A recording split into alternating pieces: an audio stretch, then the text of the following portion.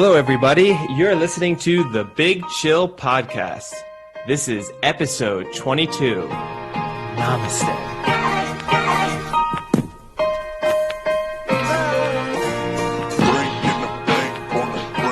Welcome, everybody, to another Thursday edition of the Big Chill Podcast, where you'll get our weekly NFL selections.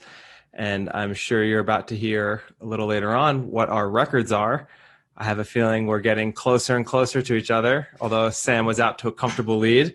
So I guess we'll start off with you, Sam, since you're numero uno. How's it going over there? Yeah, it's going pretty well, although going on to the picks, I took a little bit of a battering over the past few weeks. Former numero uno. Yeah, I don't think I am anymore. It's almost like we've just aligned now and everything's back to square one. Yeah, we are. We'll obviously, I think Frank is the only one of us who may not know the exact position of our picks, but we are incredibly close now, the three of us. Which highlights a spectacular collapse on my part during week 3 and 4. Yes. Yeah, we were talking about a potentially unassailable lead in week 2, and you're close to being in third place now. It's not unassailable for that reason. Eddie, I'm not a fan of your talk like this, like Liverpool, it's all over if Man City don't beat Leeds, and then they go and lose 7-2. It's exactly. I'm just reverse. I reverse jinxed you. I reverse jinxed Liverpool. Who do you want me to reverse jinx next? There's no way Trump loses the next election. How about that? Eddie, speaking of three people being very close together, you informed us that you are out once again, this time with Vasilis and some friends. Do you want to give us, you said you had some good Vasilis stories. So for those who don't know who Vasilis is, then you haven't been to Paris yet, because if you have, you would know him. Yeah, that is true. If you've ever been in Paris, you've been hit on by Vasilis. Yeah. Man, woman, animal, child. Doesn't matter. You were going to go child. I mean, he's probably patient 0 for COVID, right? So he's got a lot to answer. That's the least of his patient 0 issues. That's his least deadly one. But no, I've seen Vasilis twice this week, and I mean, for anyone who doesn't know, he's probably going to come up in the future anyway, because he is one of the guys who goes to Royal Ascot with us every year. So he's definitely going to come up as a topical story when Royal Ascot comes around. But Vass I've been out with him twice this week, and on both occasions he's brought up the fact that he's started meditating, which, look, I'm all in favor of the meditation. You know, we don't want to get like toxic masculinity on this podcast. Men should embrace mental health way more. They should talk about their problems. So Vass meditating, and then being open about the fact that he's meditating and trying to, deal with his mental state better. That's great. That being said, I could tell that was the end of the kind of sensible aspect of this story. That was the end of, all right, let me be nice for 20 seconds. Just want to, if you're out there and you need help, tell your friends. And if you think meditating would be good for you, go ahead and meditate. Yeah, now the next bit of advice is not what you want to hear or listen to. But if you are going to meditate... The next bit of advice is coming to you from Eddie's 6 shots of vodka at Bugsy's bar. No, I had the same advice with 0 shots. If you are going to meditate, then maybe when you're walking into a bar with 2 girls, you don't turn around to them and say, Namaste. You are beautiful and strong. He said that to them about them, or to them about him? Is he saying to himself? Yeah. He's now adopted this new. He's adopted he's saying Namaste quite a bit now, but he's also just in general adopted this idea of basically telling people positive mantras throughout the day. This is his new approach to life. So you can imagine he's going to give you like positive reinforcement at different moments of your day. It could be a podcast in about itself. You know what I mean? Like if Vasilis could record himself like 24 times a day, just giving you a positive thought. He's like, I can imagine like a vast calendar, when you rip off the day and there's a new positive thought. Which would be remarkably similar to the positive thought from the day before. That would be the thing about it. It's also, to me, I have to like try and picture him through, right, all of the low moments I've seen him in a way. So like if I picture the same Vasilis who I once saw so full that he had to go home and strip off all of his clothes and lie naked on a bathroom floor. And if I imagine that guy, just me walking in on him and him going, Namaste. Namaste. Some days you're too full to move. How about the time at Royal Ascot he did the same thing? Remember he ate so much he had to like run to get the train to go home so he could go home and like sit on the toilet for 6 straight hours. Oh, I mean, he's like a dog. I've never seen a human being like it. He would eat till he died. We went to like Belushi's and he wouldn't stop eating like the wings, and then he had a burger, then he had more wings. Oh no, I mean, and that was a great. Remember one night he couldn't come out with us. He'd eaten so much that he couldn't leave the apartment. And we all went out. It was the day after. Yeah. And we all went out, and then jokingly I texted him like, hey, on our way home, we're passing a KFC. Do you want me to pick something up? And he was like, maybe like a small bucket. I was like, dude, stop it. But also the concept of a bucket doesn't mean small. And also that's the same day because we all came back from that bar and it must have been like 2 a.m. We got back, he was awake, and we'd all bought like oven pizzas and some sandwiches and stuff to eat. And he proceeded to eat half an oven pizza, some like garlic dough balls, some like one sandwich, and then a salad. Oh, at least he's getting his greens. Oh yeah, very healthy, balanced diet. Yeah, it's every fried chicken store's nightmare when Vasilis and Furlong walk into the store at 2 a.m. because Furlong gets a dozen drumsticks only. So he depletes the store of all the drumsticks, and then Vasilis gets 2 whole chickons. So between the 3 of them, they're knocking out like 3 of them. Full, they just like multiply, 3 full chickens. Oh my God. So between the 2 of them, I would say between the 2 of them, you're just getting like a Bonnie and Clyde treatment. So you're getting one of them who comes and like basically holds you up and is like, "Give me all your drumsticks," and then when you don't, he verbally insults, like attacks you. And then the next guy comes and is like, "I'm going to eat all your chicken," and they're like, "No way, you're going to eat all that." He sweet talks you. And then they like bet you like, "No way, you're gonna eat that whole chicken in 10 minutes," and then he does it. So you're really getting the like good cop bad cop treatment between the 2 of them. What a high low of my life that was, sitting in a random fried chicken shop at 2 a.m, watching the manager bet Vasilis he couldn't eat a whole chicken at 2 a.m, only to see Vasilis down the entire chicken in about 3 minutes and order another. Yeah, no. To be clear, not to eat a whole chicken, to eat a second whole chicken. That was the bet. Oh, okay. The shock was that he'd already eaten a whole chicken in under 10 minutes. Wait, oh man! So a whole fried chicken? Yeah. He ate, like if you imagine all the chicken shops in London, and you can buy the whole chicken. I've only seen the components of a chicken. I have not. Yeah, so take all the components. Chicken. Oh, as opposed to taking a whole bird and just dumping it. They give you the whole. No, they give you the whole bird.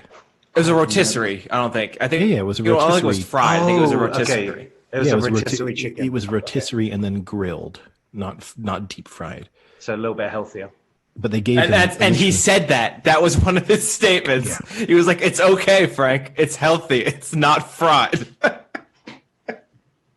So he had the whole chicken, right? And he proceeded to eat all of it. He sat down at a table, and this was at like 2:30 in the morning. He sat down at a table and ate the entire chicken in under 6 minutes. And the people working in the shop were like, "Wait, did he just eat the whole chicken?" You're like, "Yeah, and he'll do it again if you'll give him another one for free if he eats it in under 10 minutes. And the guy working there was like, "Okay, I'll do that." And then Vasilis is like, I don't really want to do this. I've eaten enough chicken, but I'll do it if you guys want me to. Well, of course you're going to say yes to that. Did he eat it like knife and fork or like proper like Henry VIII style? No, this is with his hands. Yeah, just ripping it, and the ripping and the tearing. It's a good insight into what working at those places must be like on a late Friday, Saturday night, that you're willing to just bet free chickens to watch someone potentially make themselves vomit. Oh, I mean, relatively speaking, right? We were their best customers by a mile in the sense that we all were polite and composed ourselves. None of us took a shit on the floor. No one threatened to like glass them. So overall, we were by far, I mean, maybe furlong aside, but overall, we were by far their nicest customers. We're all in suits also. Also true, we were all dressed very nicely. I love for our listeners that aren't in this friendship circle just what this could mean for like how they interpret us as part of it. I mean, also put into context, right? Vasilis works at a Michelin-starred restaurant, so anyone visiting Paris who wants to get a Michelin-starred experience, just reach out to us by Instagram and we'll put you in touch. Yeah. Great restaurant. Yeah. Great restaurant. You can even see Vas deep throat a chicken. They have a special deal too, right? So they have the typical Michelin star like taster menus, 13 courses over 2 hours for hundreds of euros. But you can also do the vast special where you just get a whole chicken and you just have to eat it in under 10 minutes or else it costs 1,000 euros. What a chicken. But don't worry, it's not fried, so it's healthy. It's not fried, it's healthy. And it's Greek style, so very, very healthy. Some Greek yogurt with it. Yeah, it's corn-fed. It's corn-fed chicken. It's fantastic. Free range. So is that the whole story? So wait, actually, here's my question: Did he bring the girls with him, or did they walk in and then as they walked in, he namaste'd them and told them they were beautiful? That would have been another level. No, he knew them already. He brought them with him. Okay. But over the course of the evening, he said namaste maybe 20 times, and he also revealed to us we were talking about celebrities, so we were talking about actors. And one moment he was like, the thing with actors, though, is they're all really short. I know this because I used to be in the industry. We were like... I hope you asked him to qualify that. I was like, what are you talking about, Vass? And he said, oh, when I was 16 years old, I was a model.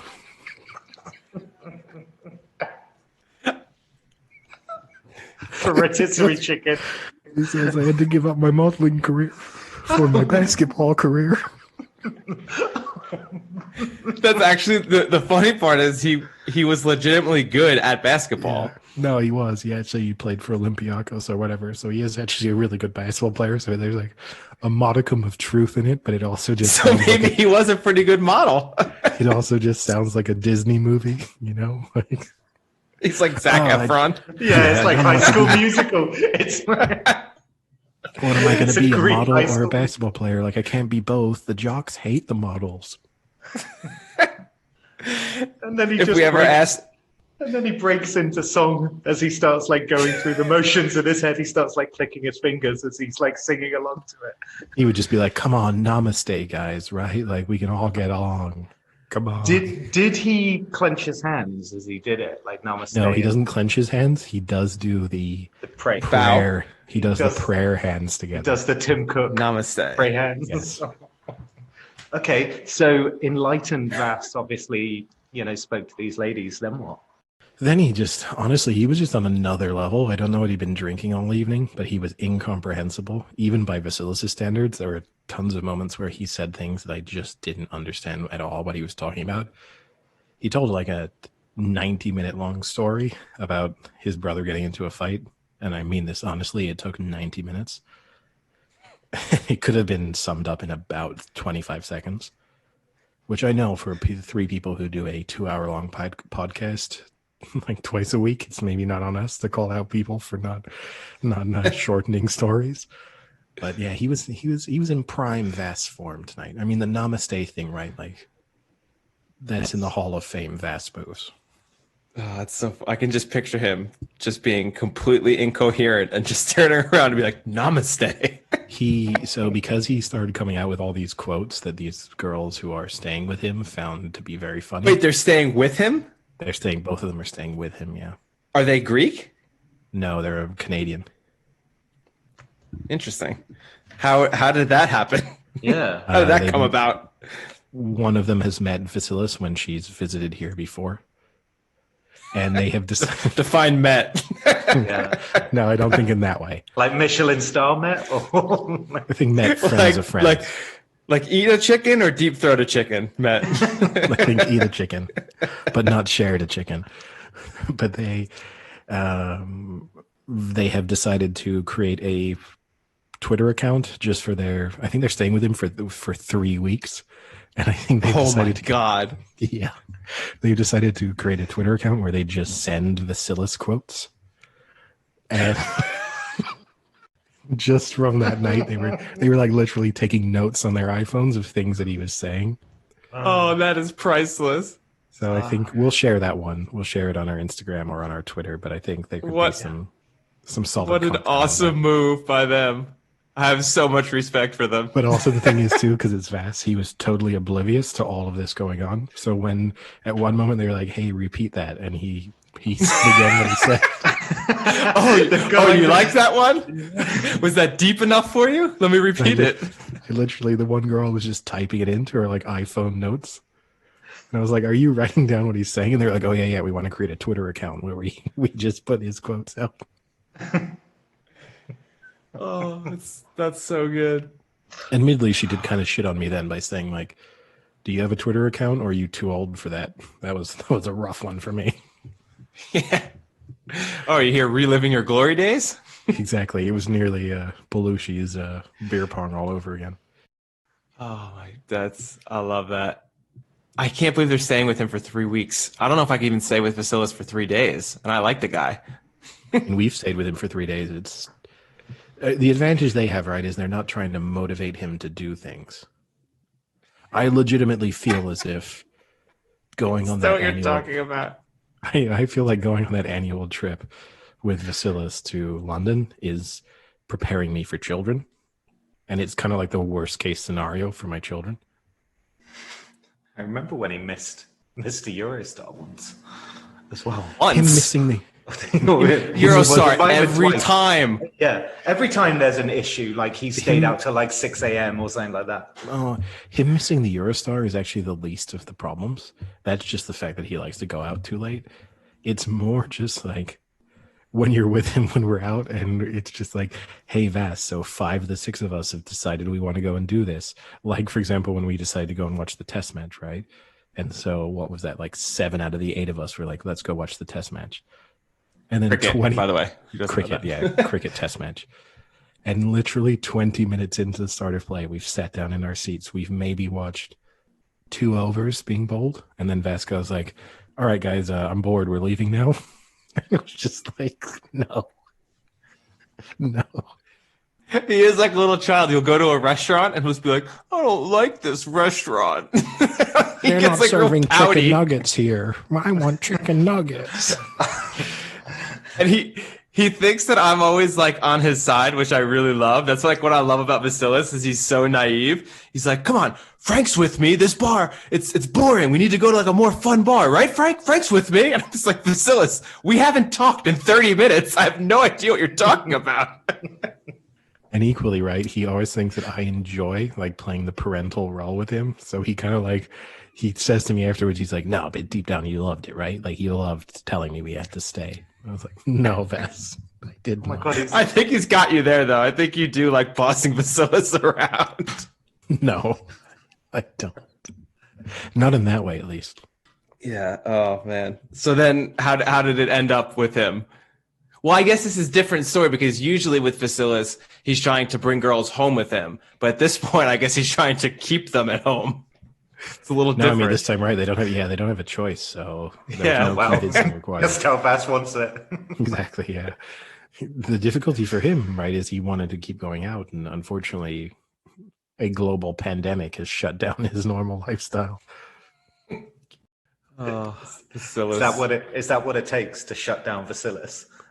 Basically, yeah. No, you can't shut down Vasilis. A global airborne disease pandemic. The only thing that can stop him is the thing he starts. You know, it could be like a good tagline to a movie. Vasilis is patient zero, but will it stop him from going out? Exactly. In a world. Which I guess if we're talking about will things be stopped by the pandemic, I'll have one of my smooth segues as usual. So is the NFL season going to finish? Yeah, without a doubt. I mean, it's too popular. There's too much money involved for it to stop. Will it be the same as it is right now? That is debatable. Maybe they right now are kind of in the back scenes here, trying to put together a little bubble or several mini bubbles and kind of house the teams together like the NHL and the NBA did. Maybe they're working on that right now, behind the scenes. I don't know. But there's no way they stop the NFL. I mean, it would take I honestly don't even know what it would take for them to cancel the NFL season. I could never see it happening. I mean, so everything coming out of the players, right, is saying that there is no way they are going to agree to a bubble. And also logistically, they say that, but I don't buy it. The teams logistically have said a bubble is just not feasible. Because unlike in other sports, like say in basketball, you're talking about putting 30 people into a bubble, 40 people per team. Even in baseball, you're talking about putting, I think, like 60 people into a bubble. But in the NFL, you're talking about putting like 150 people per team into a bubble. It's on a scale that we haven't dealt with up until this point. Yeah, but the difference is, did you see what they were talking about with the Titans-Bills game now might be canceled? And in this instance, because there's the precedent that apparently the Titans players were out practicing in These parks and stuff like that. workout. Yeah, that the Titans would have to forfeit that. But the big downside is if the Titans forfeit, then nobody gets paid. Not even the Bills players don't get paid. So if that starts happening, I would love to see how quickly the Players Association changes their tune to not wanting to be in a bubble when they say, okay, you don't want a bubble, then you don't get paid. I'd love to see Beckham have to pay for getting shit on week after week when he doesn't have his payouts from his games. Oh, well, is he living? Is OBJ like breadline? Is he like he's paycheck to paycheck? Yeah, I mean, he lives paycheck dump by paycheck dump. You do not know how much it costs, Sam, to have a woman shit on you, but it is surprisingly. It can't be cheap. It's got to be way more expensive than some of the more traditional things. Unless you just get creative in a lady's bathroom or something. Yeah, exactly. You're just going to be a creep with that one. It's like it's a reverse. It's like an inverted glory hole. Yeah. There's no way that Josh Allen. Why are these legs hanging out of the toilet? Don't worry about it. Just shit on my chest. But there's no way Josh Allen's sweet mouth is living paycheck to paycheck. What I don't get about it, right, is it seems a bit inconsistent to me what they actually do. Like Cam Newton test positive, so they delay the game by 2 days? So he's still not going to play. But yet the Titans had, when it first came out with the Steelers, they had, like 4 players test positive or 5? And they 12 in the end, though. They completely canned the game. I think it's the number of players, and I think in a way, I think the issue also with the Titans, which hasn't gone fully public, which also, I guess Frank has like slightly hinted at there too. I think part of the issue with the Titans is that it also appears that they've been in significant breach of the league's protocols, which supposedly too, when you hear them talking about the Patriots now, there are some accusations that Patriots players have been in quite a lot of protocols.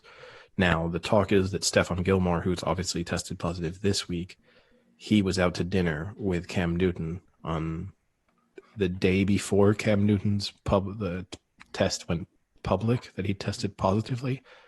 So even there, it's up to us to decide as to whether or not Cam Newton at that moment either knew he'd tested positive or at least knew that he'd come into contact with someone.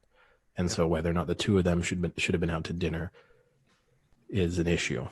But I just and then the other thing too with the Titans was I heard besides the unauthorized practices, they had also been very lax with their mask wearing around the facilities, and that had come out I think either yesterday or today, that it was kind of no surprise that a bunch of the Titans were testing positive because they really weren't even enforcing mask wearing and other rules that they're supposed to be following.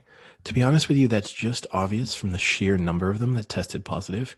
And this isn't to downplay the seriousness of the virus and the pandemic, But the fact that they were like 12 and then 20 and then whatever, like it was spreading like wildfire through the Titans. It was like, actually, if you are adhering to the protocols, okay, it's going to spread to a couple people, but it shouldn't be, the infection rate shouldn't be like 5R.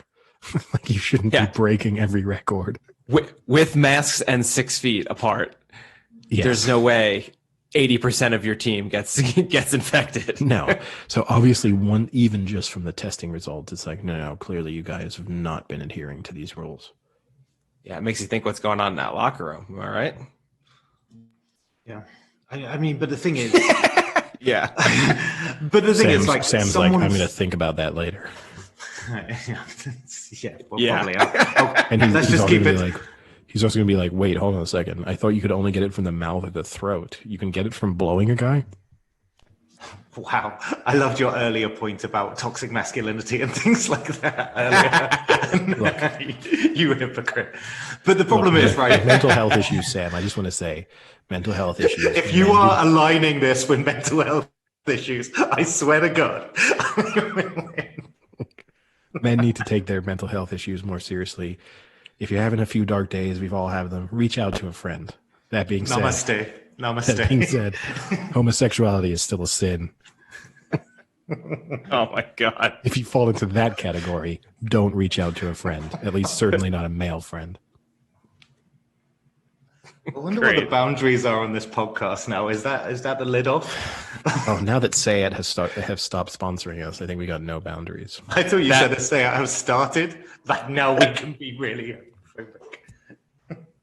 That opinion is of Eddie's own mouth, brought to you by 12 shots of vodka from Bugsy's. Yeah. How many shots was it, Eddie? Only 3. That opinion was brought to you by Jaeger. Jaeger. Drink right, drink strong. Ride the wave. But so when you're sad, I looked at the list. Have a shot of Jaeger. You'll feel a bit better. It's quite literal, that advertising line. But the thing is, right, I looked at it and it was the Falcons, the Pats, the Chiefs, and the Raiders and the Titans have all produced positive test results. So even if teams are adhering to the rules, that's the thing with this virus, right? There might be so many like incidental ways of getting it, accidental ways of getting it, that even the strictest procedures that the NFL have put in maybe aren't enough.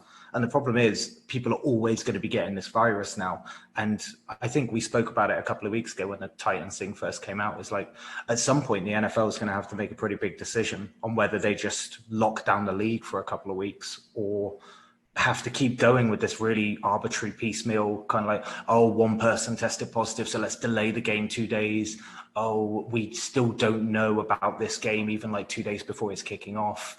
It seems a bit too arbitrary and piecemeal at the moment, so no one can really plan for it. So I think at some point they're going to have to like stop the league if tests keep going the way they are, or isolate clubs and stop them from playing. I mean, in a way, I have 2 issues. I think one, in a sense, the league was maybe a victim. I think complacency maybe set in because they went through 4 weeks without any positive tests, basically. And I think in a way that was bad for them. They needed 1 or 2, even if they'd been sort of not non-high profile players. It would have helped just to be like, look, guys, there is still a risk of you testing positive. And so particularly for the high profile players, you need to continue to be very strict on how you behave. So I think the one good news in a sense is here early in the season, you're going to get a reminder for teams, and particularly for teams who think they're going to be playoff and Super Bowl challengers. This is going to be a big reminder of you need to behave properly. The one thing I will say from the scheduling perspective, the league, I don't get why they scheduled this like a normal season and why they didn't basically say like, we're going to be in a situation where for sure we're going to have to postpone games. So why don't we put in multiple bye weeks? That is a bye week for every team. And that way, if we have to postpone a week 6 game, it's going to get played in the like week 8 bye week that everyone has. And instead now you have obviously every team has their 1 bye week, but in different weeks. So you can't just reschedule a game that easily. You're going to have to add it on to the end of the season, which, okay, kind of works. They're just going to have to delay the playoffs and delay the Super Bowl. They can do that. But it would have been so much easier to just come into the season saying like, look, the reality is we're probably going to have to delay a game for almost every team here. Let's put a bye week in week 7 for every team and a bye week in week 14 for every team. And that way, if you don't have any delayed games, you're going to get a bye week. And if you do have a delayed game, that's when you're playing it. I don't know. The Pats one seemed the most curious to me because someone tests positive. All of the players in the coaching team would have been at some point in close contact with Cam Newton. And the advice is for those people to isolate I think it's the same in the US as the UK. So you're meant to isolate for a period of 14 days. So because the symptoms can come like 3 or 4 days after, they can come right away, etc. So it seems a bit confusing to me that they had one high profile player that's training with everyone, interacting with everyone, and just delayed the game by 2 days, therefore meaning that all of the players and coaching staff are still interacting and mingling with each other even after they've met Cam. So it just seemed a bit dumb for me, the NFL's decision just to postpone it. It should have just been a case of doing what they did with the Titans and just going, right, it's done. Yeah, and also the thing that I find anyway, right, because every league has all these protocols. Strictly, you see the players, they don't high five, they either do like air high fives or they do the elbow bumps, or at most they're doing fist bumps and stuff. You watch Roland Garros right now, right? At the end of the match, they don't shake hands. They hit their tennis rackets together and stuff. Even doubles partners in between points, they sort of hit their tennis rackets. And at those moments, I'm like, hold on a second, these guys are like playing together all the time. Is not touching hands in between points going to be the thing that stops them from contracting the virus? And then, so you have all these things, which on the face of it look great. And then equally, I'm watching the A's Astros game last night. And the A's have an Australian relief pitcher who might be the best closer in baseball right now. And so his name is Liam Hendricks. And after he pitched in their wild card round, I think he pitched like 50 pitches around there as in relief, which is a lot of pitches. The manager of the Astros came in and told him it was a Herculean performance. And either because this guy is too stupid or because he thought the manager was making a good joke, he said, "Oh, I thought he said Herculeum." And he thought, so already that was a bad sign for this guy. But then the guy said, "Oh no, after I come in relief and we win a game, as a tradition within the clubhouse, we have a putting contest at the end of games. And when we win and I've pitched, I do the putting contest in the nude." And so even now, with all the COVID restrictions and stuff, when the A's win a game and Liam Hendricks is pitched, he goes back into the clubhouse, strips nude, grabs a putter, and gets into this like 10-foot putting contest. That's a very bizarre tradition. I don't even get the putting contest in general. And then you add on the nudity, then I really don't understand it. Putting contest, unless he's getting into the nude and maybe Eddie, it's the putting contest and he gets into the nude and he becomes the cup.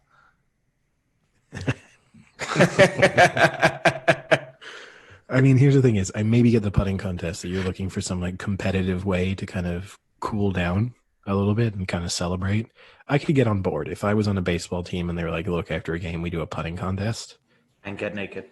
I'd be in on it. But if one guy came out and he was just like stark naked, I'd be like, nah, I'm out. I'm really sorry. I know we shower together. I know we change next to each other. I know I see you naked all the time. Like but we don't putt naked. But I don't watch you line up a putt with your dick just hanging between your legs. Now, do you think he does the whole lineup? Do you think he gets behind it and like squats down? He gets on the ground at all fours and like looks down on the surface. I mean, maybe that's the secret, right? You know how modern, like the caddies, they do that thing where they walk down the putt and they kind of like put their feet there and they're like trying to feel the slope in the feet. Maybe for him, he goes there and he just like looks down on his dick and he just sees like what angle it's hanging at. And he's like, oh, this one's easy. This one's breaking like 1 inch to the left, slightly downhill. I got this one. Modern golfing, I can't keep up. He's like, wouldn't be surprised if DeChambeau tries that out next week. He's like, the balls tell me the left to right, and the dick tells me the slope. What an oddly in tune penis and testicles that guy has. Now, the interesting thing to throw into this is new spin on clairvoyant.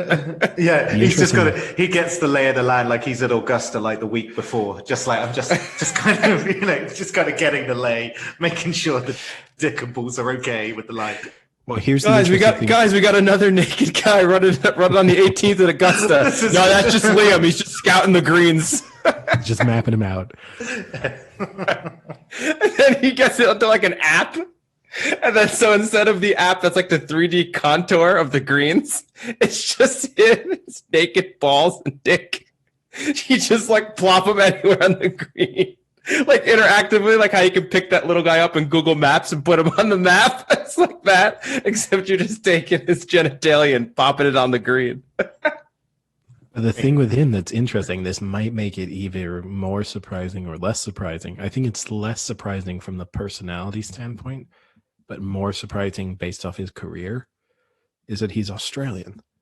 So what is it got to do with getting naked and putting? I don't get it. Is it more to do with the fact that he's a baseballer that's Australian? So the fact that he's arguably the best closer in baseball makes the fact that he's Australian surprising.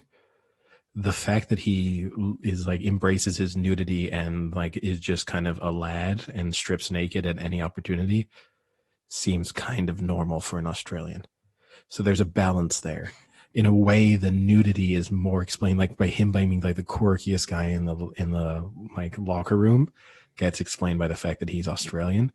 So but Australians are known for their nudity. Oh yeah, are they? Yeah. Go stay at a hostel anywhere in Europe, and you'll see a bunch of nude Australians. Go to Belushi's, you're going to see a bunch of them. Okay, I'm on it. I'll take Jake just to see how angry he gets or uncomfortable. But you know where you're not going to see a lot of nude Australians usually? In Major League Baseball clubhouses. So we were talking about COVID. I don't know how we got on to it was to do with the oddity of the spreading of the virus, right? Whether or not they're adhering, because it's obviously it's juxtapositioning the fact that they're saying Liam Hendricks is going in and stripping naked and taking part in a pitching contest putting contest. If only it was a pitching contest. Yeah. He's pitching something. You have to then consider that at the same time, everyone in baseball is wearing a mask at almost all times if they're not playing. So you have a manager coming out to talk wearing a mask. And it's okay, you're going through all of this publicly, but then as soon as you get into the locker room, someone's stripping naked and you're all grabbing the same putter, and, so to speak. Yeah, I bet. Playing tummy sticks. Is that what they call it at Penn State? No, it's actually Wedding Singer reference. Well, what do they call it at Penn State then? you said sticks. Just tummy sticks. Still tummy sticks. Still tummy sticks. Yeah. But we didn't originate. We didn't start it. So, okay. I mean, with that in mind, NFL. So we might as well go through some of our picks, right?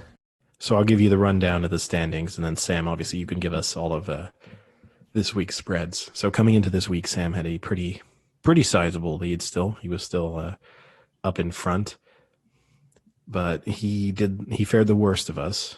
So this week, I went 11-4 straight up, 8-6-1 against the spread. Frank, you went 12-3 straight up, but also 8-6-1 against the spread. And Sam went 9-6 straight up and 6-8-1 against the spread. Ooh, how the mighty fall! So the overall how the turntables turn. I am almighty. The overall standings are remarkably close now, because now the overall standings, I am 45-17-1 straight up. Sam is 42-20-1 straight up. And 42-20-1 straight up, and Frank is 40-22-1 straight up. So that's all pretty close. Could change within a week. Against the spread, I am 34-27-2.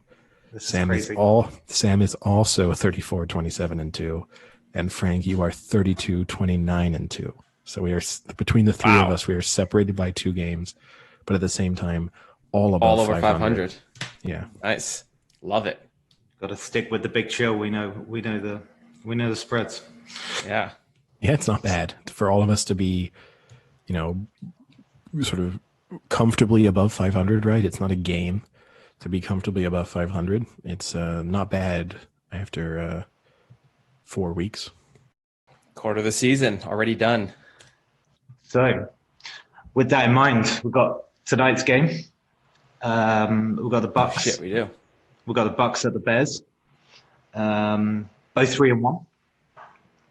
And but one team's really 3-1. The other team is just a fake 3-1. Yeah. So at the moment, it surprised me. The Bucks have got 3.5 point favorites, and I've had 2 terrible weeks. So I tried to look at my picks a bit more, what I was doing in the first 2 weeks, but also trying to look a bit more at the numbers and the simple stats for this game. I was a bit surprised that the Bucks were only 3.5 points, because when you look at it, the Bucks were 8th in offense compared to the Bears, who are 22nd in offense. And then in defense, they line up about the same. So they're 9th and 8th respectively. But for me, that massive amount of offense like that the Bucks are generating at the moment is worthy of 3.5 points. So that's the reason I'm going Bucks and to cover that 3.5 point spread. I agree with you. I was kind of surprised by how small this spread was, and it's actually it's grown smaller over the week. So I think when the line opened, the Bucks were like 5-point favorites, and it's gradually moved to 3.5. So obviously, money over the course of the week is coming for the Bears. I don't really get that. I kind of agree with you. I think the Bears brought some bad juju onto themselves with the Mitch Trubisky benching. I think they're going to look back on this. This could be the curse of the Bambino, right? Like, this might be 80 years of hell for the Bears here. 80 years for a benching of Trubisky. Exactly. That's such a harsh penalty. If only they knew. If only they knew. We'll call it the Trubisky turbulence. And there, I don't see any reason. It's hard for me to pick an area of this where the Bears are the better team, which that's kind of always a little bit what you touched on there. I think that's always one of those things when you're looking at a game, like where are they going to win it? And I kind of look at it like offensively, the Bucks are better. Defensively, the Bucks are better. Even if statistically, throw out the stats because you're 4 weeks in. So even if you adjust it for your opponents, it's still kind of the sample size is so small that it's difficult to tell. I think when you watch the eye test on both of them, I feel the Bucks are a significantly better team. That being said, 2 quarters into the Bucks, well, not even midway through the second quarter in that Bucks game, I probably would have felt a little bit differently about the Bucks on Sunday, and it wasn't until they had the defensive turnover, like forced the turnover right before the half, that they kind of really flipped on the game that they had. But the positive way to look at it, I mean, Brady his stats were a little bit misleading. He, in the end, threw for a lot of yards. He threw multiple touchdown passes to different receivers. Like, on paper, everything looks good. When you were watching it, it maybe looked like he was a little bit past his best, which is kind of the Brady of the last couple of years. I'll also kind of round this off by just saying Brady on a like nationally televised like game, I'm not picking against Brady until he really starts to shit the bed consistently. So I'm not taking Brady to lose on a Thursday night game against the Bears until I start to really think the Bucks are not all that they're made out to be. So they're covering the spread for you, yeah? Covering the spread and winning, yeah. Okay. Duca? Yeah. I think exactly the same. They'll cover and they'll win outright. I mean, the Bears defense has been pretty decent. The stat, I know Eddie said throw out the stats, but the stat I saw that was pretty interesting was they've held quarterbacks to a 74.4 QB rating, which is pretty low. The Bears? The Bears have, yeah. Yeah, but who have they played? They played the Colts. Oh yeah, they played the Colts. They probably got lucky in that one, in the sense of how they did nothing. Yeah, they played the Eagles, right? They played the Colts. They played Atlanta, so they played Matt Ryan, and they played Wonderkin Daniel Jones. Okay, so a walking corpse. And Stafford. Okay, sorry, I mistook the Eagles for the Lions. So It's Stafford, not, Matt Ryan, and Phillip Rivers. They're not terrible QBs. but it's Like not if it exactly. were all Daniel Jones, then I'd agree. But it's also not a murderer's row of QBs. No, it's not. But it's no, better than I thought it would have been. Do you know what I mean? Like I didn't think their defense was playing well at all, really. There's no elite QBs in there though. Yeah. And there's no good teams in there. Yeah. Yeah, but I still think that with the exception of the Colts. I'll put the Colts in the good category, but they've played one playoff team. Let's put it that way. Yeah. Yeah. And I mean, the other thing you have to look at too is then flip the script. Their offense is nowhere near as good as the Bucs defense. Should we say frail? So, are they the frail offense? No, I think frail probably implies that they are good, but very could easily not be good, and that isn't the Bears. Is Big Dick Nick a little frail? Has his dick been worn down over the years, and it's not quite as man, you're coming in hard with the D word. not quite as rock solid as it used to be. And hey, that's the all right, Sam. What's the next game? No. Hold on. I mean, that brings up too, right? That's the storyline. I'm not finished. That's the storyline from this game, right? This is a Super Bowl rematch of quarterbacks on different teams. No, that's true. That's actually a pretty good one. Which is a reason why even more confidence in the Patriots, because Brady has the Foles. He's had the Foles picture on his wall all week, just kind of throwing darts into it, and just furious. Being like, no way am I losing to this guy again. Furious. So I assume, Frank, you're taking the Bucs and covering, yeah? Bucs. Yep. All right. Next game, I didn't actually have any notes on this because I just think it's a simple one, is Cardinals at the Jets. And the Cardinals are 7-point favorites. And I mean, they've just said that Darnold's out, right? So not that mattered or meant anything, but that was the only news I saw. So who is the starting QB now for the Jets? Joe Flacco, my friend. It's Flacco, isn't it? That could potentially scare me more than Sam Darnold being the QB. It kind of scares me. Yeah. But here's the issue, right? Sam Darnold's out, and in addition to that, the O-tackle, the rookie that they got, Becton from Louisville, he's also out. So now you're putting in, shall I call him frail, Joe Flacco, in at QB without his cornerstone tackle to protect him against a Cardinals team who played terrible last week. So they're going to be hungry. I don't see this working out well for Flacco. I think the Cards will rebound. I think this is a good game for them to rebound. I think they'll win. And what spread are you giving me, Sam? 7. Yeah, I'll take the Cards still. Okay. Might get a push out of that, but I'll still take it. Yeah, as you both know, I've not been high on the Cards all year. I kind of was trying to tell people to temper their expectations. I think the expectations have been sufficiently tempered over the past couple of weeks through the Cards, underwhelming performances. And if anything, the disappointing fact as a Niners fan is their week 1 defeat to the Cards has aged very, very badly. But yeah, we've kind of spoken about each week. I'm not picking against the Jets. I'm not picking in favor of the Jets against an remotely decent team until they show something better. Flacco scares me a little bit, but I'll definitely take the Cardinals to win. 7 points feels about right to me, but I'm still going to take the Cardinals to cover. Okay. Next one, do you want to just do money line with Bills Titans in case it plays? I haven't seen any spreads. There's been no spreads all through the week. I imagine people have got projected lines and stuff like that, but I haven't bothered to look at them. So, I mean, would we all go Bills with this one if they did play? It's so random. It's impossible. It's impossible to say. So it was just announced literally like a minute ago. Titans Bills are being moved to Tuesday.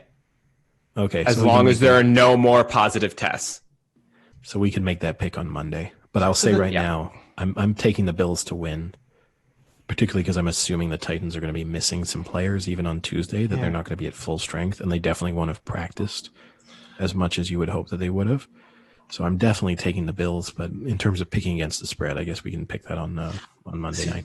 I don't get it, right? So 22 players, or what is it, 24 members of the Titans team, coach, staff, everyone, have tested positive for COVID, and yet their decision to delay it by 2 days is going to somehow improve that?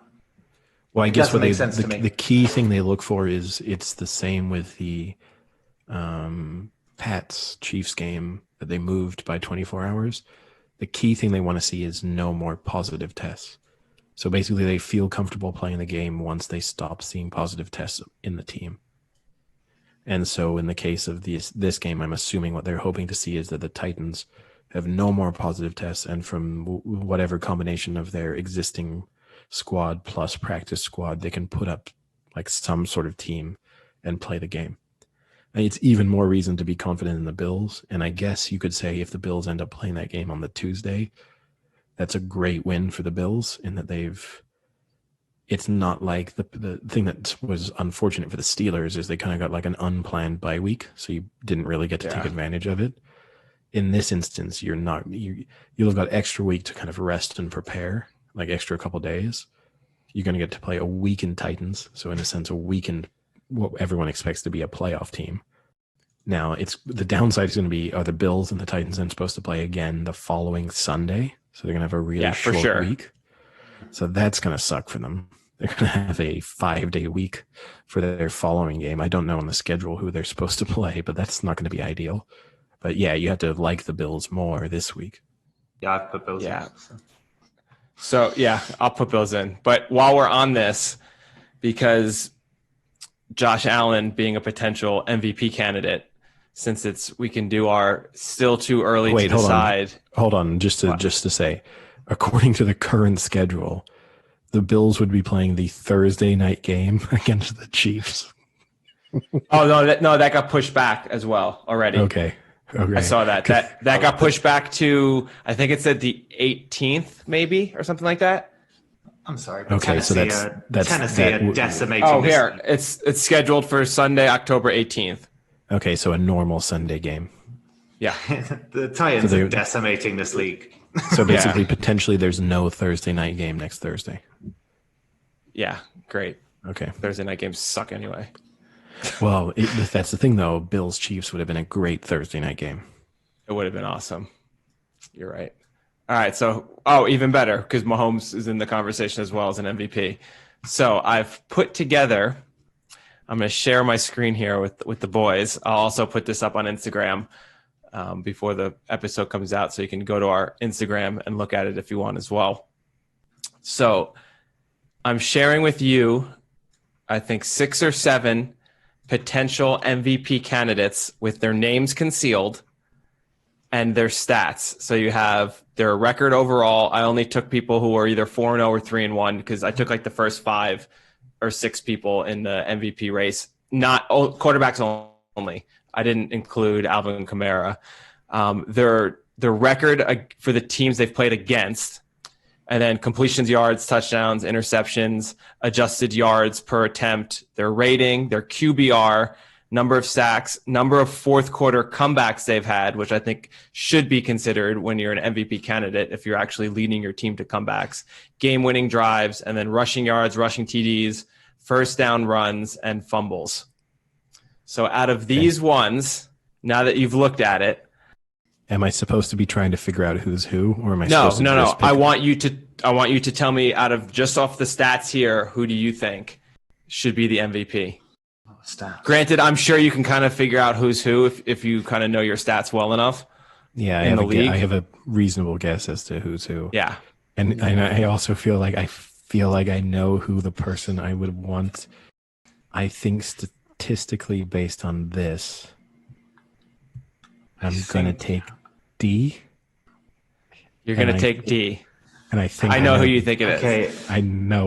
I'm pretty sure I know who D is. I think I want to take B. And I think I know who it is just because the rush yards is so little. So okay. I guess I'll say I think D is Josh Allen. And I think B is Aaron Rodgers. Okay, so wait, so you're going B and Eddie's going D. Okay, ready? Yeah. Oh, he's got a reveal. So I pick. Okay, so you picked Josh What a Allen. surprise! So I picked Sam Josh Allen. picked Josh Allen. Even a blind test, he can't resist him. And Eddie has picked Russell Wilson. I thought you would be able to pick out Russell Wilson because he's got the 16 touchdown passes. Yeah, that's true. I should have noticed. I kind of looked actually more at I was kind of looking more towards the record against and the game-winning drives and stuff. Yeah. All we can say is Sam has like a Liam Hendricks dick, but for picking out Josh Allen. Even in a dark room, he'd be able to sense him. Yeah, and I mean, I'll put this up on Instagram, but the first four, which are Aaron Rodgers, Josh Allen, Patrick Mahomes, Russell Wilson, if you take out the names, their stats are almost impossible right now to really pick apart a clear winner. I mean, you have Josh Allen, who has 2 game-winning touchdown drives. I mean, that is almost the definition of an MVP, someone who, leads the team to the victories and is 4-0. Versus, someone like Aaron Rodgers, whose QBR is 93, which is insane. That's an insane QBR. And then you have Mahomes, who's 11 touchdowns, no interceptions, 100 yards rushing, and a touchdown rushing, which is pretty impressive as well. The thing I will say, Lamar Jackson, his stats are not looking good this year. Passing yards are down. TDs are down. His QBR rating is above average at best. 3 fumbles. He's not looking so great. 235 rushing the concerning stat, I guess, if you look at this, and I guess there's an element of mobile quarterback versus non-mobile, right? Because if you look at Josh Allen, Russell Wilson, and Lamar Jackson, you've got 9 sacks, 11 sacks, 11 sacks. Yeah. And that might be the one when you're trying to project what their performance will be like over the course of the season. Would be like if you keep getting sacked at that rate, the other stats are going to decline. Yeah. So in a way, what surprised me is Josh Allen only has 15 yards rushing. Yeah, that is surprising.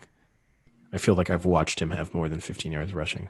I'm assuming, though, the yards rushing, you lose it sack. with sacks. I think so. So 9 sacks, you're losing a few, and he's probably lost like 5 or 6 yards sometimes, like rolling out and getting hit. Yeah. I mean, when you really look at it, I know obviously I picked D, Russell Wilson, as the one I like the most. But when you do really look at it so far, Aaron Rodgers kind of has the best performance.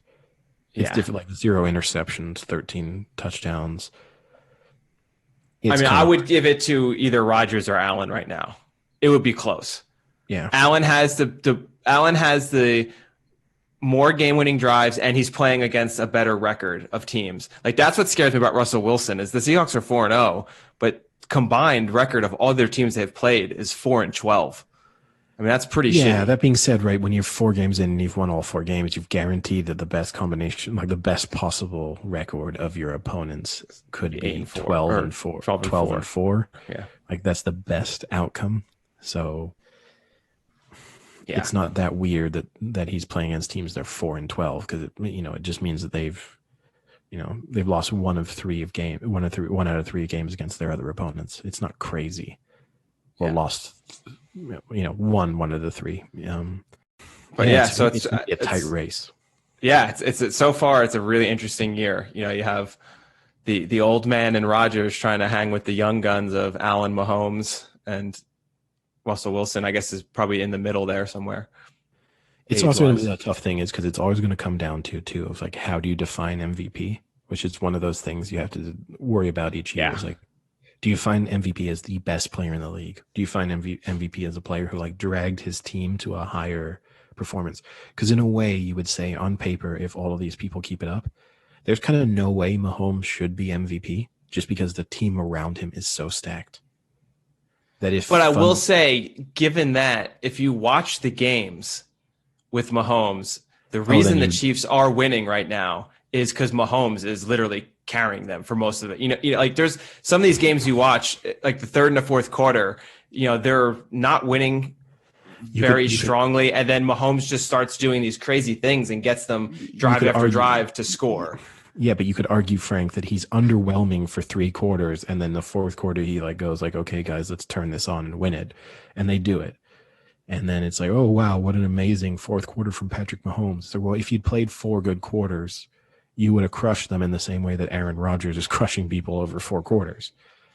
Like Aaron Rodgers isn't keeping games close and then kind of putting the nail in the coffin in the final drive. If you do the shittiest team with if you do the player is carrying the shittiest team to a good record argument, then I think you have to give it to Rodgers. Rodgers out or of Wilson. out of those 4, yeah. But Wilson has DK Metcalf. Wilson has weapons around him, but his defense is so bad that he is literally going into games being like, if I don't put up 35 points, we're losing. Yeah. Like he's kind of feeling. I would say Rodgers or Wilson. Like mentally, you would almost feel the pressure as Wilson. Like in the first quarter of like, if we are not scoring points on almost every drive, we're in huge trouble here. And none of those other quarterbacks could actually say that, like on that entire list. Dak Prescott wasn't on that list, but he could probably share a similar sentiment. Yeah, but unfortunately for Dak Prescott, he's cost them games at the same time. Yeah, and he's 1-3. Yeah. I mean, he's unfortunate. Like he could have been a spin if he hadn't had the interception against the Seahawks, and even I guess that's the real blow for him. If he hadn't had that, you could have tried to spin that. Even with a 1-3 record, he was on MVP pace in terms of his individual performance. But that was the moment where you're like, well, if you're going to be MVP, you have to have the drive that ties the game. If you don't produce that, too bad. And so to throw the pick that ends the game, it's like, no, too bad. Yeah. All right, let's get back to the picks. But I thought that was just interesting putting that together without the names to see what you guys would pick. All right. Next one's a good game, or a good matchup, in my opinion, is Panthers at the Falcons. And surprisingly, Falcons are 1-point favorites. So basically, it's a tie game, right? It's a toss-up. Frank? This is a tough one, just because for some reason, I don't know why, I refuse to give up on the Falcons. I watch them every week because I always end up betting on them and they disappoint and I have to watch them lose bombastically. One could use the word. I mean, they were killed by Green Bay. I mean, that was painful to watch. The Falcons couldn't stop Rodgers at all. Anything Rodgers wanted to do that game, he did. The Panthers, on the other hand, looked their best game of the year this year, playing the Cardinals and beating them up pretty good. I mean, again, that was another game I watched because that was my only loss in my teaser. And the Cardinals never looked like they were going to win that game. They could not stop Teddy Bridgewater. And if they keep that same game plan, I think they'll beat them. So what is the spread? 1. This doesn't sound like you're on the Falcons. This sounds like sentimentally you're on the Falcons. Yeah, spread is 1. So you're picking the winner, basically, unless you are very bold. Yeah. I mean, I'm going to go with the below ones. I'll put it this way, Frank. If you pick the Falcons to win but not cover, and they win by a point, we will declare you the winner of this picking contest. That would be monumentally impressive. We'll move the spread. We'll move the spread. Falcons. Hold on, Frank.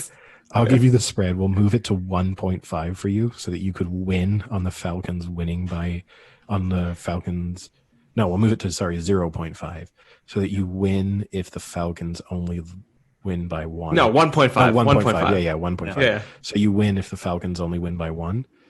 We'll move it to that. And if you want to thread the needle that closely, you win it outright. So is it Falcons minus 1.5? Yeah. So we'll tease the line another half a point to give you that opportunity to say. I will say the Falcons win, but the Panthers cover the spread of 1.5. I got him to take the bait, Sam. I got him. It's so easy. I love it. Easy. Okay. I mean, I'm going. I'm going Panthers here. I like what Frank was saying about the Cardinals game. What was good about it, though, is that they kept Kyler Murray, I think, to only about 133 yards. I know he got 3 touchdowns, but that's good pass defense as far as I'm concerned. And they're going up against the Falcons, which are basically just one giant train wreck when it comes to giving away yards at the moment and with defense. So I don't think they'll be able to stop Bridgewater. I think, if anything, he's averaging a pretty consistent 260, 280. And with the Falcons, that will just go up. I think this is a pretty easy one for me, actually. So I'm going Panthers. And obviously, I think they'll cover. I guess I say that they're covering the 1.5 now. It's not like a Frank special, the 1.5. Yeah, we'll give you its collective 1.5. Okay. 27-26 Falcons. You heard it here first. All right, this might be the end of this bet if Frank nails this. What are you going, Eddie? So I think I'm going to have to switch my IV this week. So I think based on the Vikings matchup, I'm not sure I can hook myself up directly to Kirk Cousins. I think it's risky. I think I emptied the IV bag last week. I think I'm going to have to restock on Kirk Cousins a week from now to keep fighting this pandemic. And so I think I'm going to have to medicate this week with a little bit of Matty Ice. And I'm going to take the Falcons. And this week's IV bag is going to be filled with the essence of Matt Ryan. You haven't even said blood. You've said essence. Essence. It's pure essence, yeah. Okay. So are they covering the 1.5? Yeah, I think so. It's a difficult one, right? Because the Panthers, in a way, we all wrote them off when Christian McCaffrey went out and they have other injuries, and you kind of just like, well, season over. And their season is over in the sense that they're not going anywhere. But they are surprisingly frisky, as they've shown over the past couple of weeks. And we've touched on in an earlier week when we talked about the Saquon Barkley situation and drafting a running back high and overpaying running backs. Is the Panthers arguably being better without Christian McCaffrey just another nail in the coffin of the concept of having an elite running back? Yeah, no, it's definitely a good argument because we talked about this a few weeks ago. I am a believer that good systems can put just about any running back in and they can do well. Now, having said that, is Christian McCaffrey going to be a little extra better than his replacement? Yes, I think so. But in terms of the overall output he's going to have for for the team, like in the team's ability to win, I don't think getting an extra 30, 40 yards a game is going to win them more games. Whereas if you just have a good system that any type of running back can be successful, that's what's going to win you the games. And I still, to this day, the Steelers are the prime example. You can put any running back into that Steelers team and they will almost average 100 yards rushing and have some nice catches and get some nice touchdowns because Tomlin just has a good running team no matter what. And I think this is another example you're getting now. Yeah. We said it too, right? Like I said, the Niners, not to plug the Niners, but the Niners are a good example. Niners Nation. They can have Niners Nation. Go to it, check it out. See my podcast on Niners Nation every Wednesday. But you can just plug in, with Shanahan, you can plug and play a running back and running back by committee, and the combined they're going to pick up 100 to 150 yards and a touchdown. And having said that, McCaffrey still has the most yards on the team at 156. And also the thing with McCaffrey too is he's not just a running back, and he's also actually their best receiving weapon typically. So in a way, you could say that you could convert Christian McCaffrey from a running back to, say, a slot receiver, and he'd probably be their best wide receiver. What a slap in Robbie Anderson's face, Eddie. Yeah, I've just whipped Liam Hendrick's dick out and just put it right across his face. As soon as Frank said that, I knew you were going to bring a dick into that. Yeah. He's got it on the mind. Let's be serious. He just hung out with Vasilis, so we know why he's got it on the mind. Namaste. Oh, by the way, guys, Namaste. It's been a while. Namaste. I hope you're having a rested and peaceful day listening to our podcast. I hope the second half of our podcast is as great as the first half has been, guys. Sam, I just want to tell you, you're a strong, beautiful man. A strong, independent man. Not independent. You're codependent. I'm saying you're a strong, codependent. You're a strong, needy man. Great.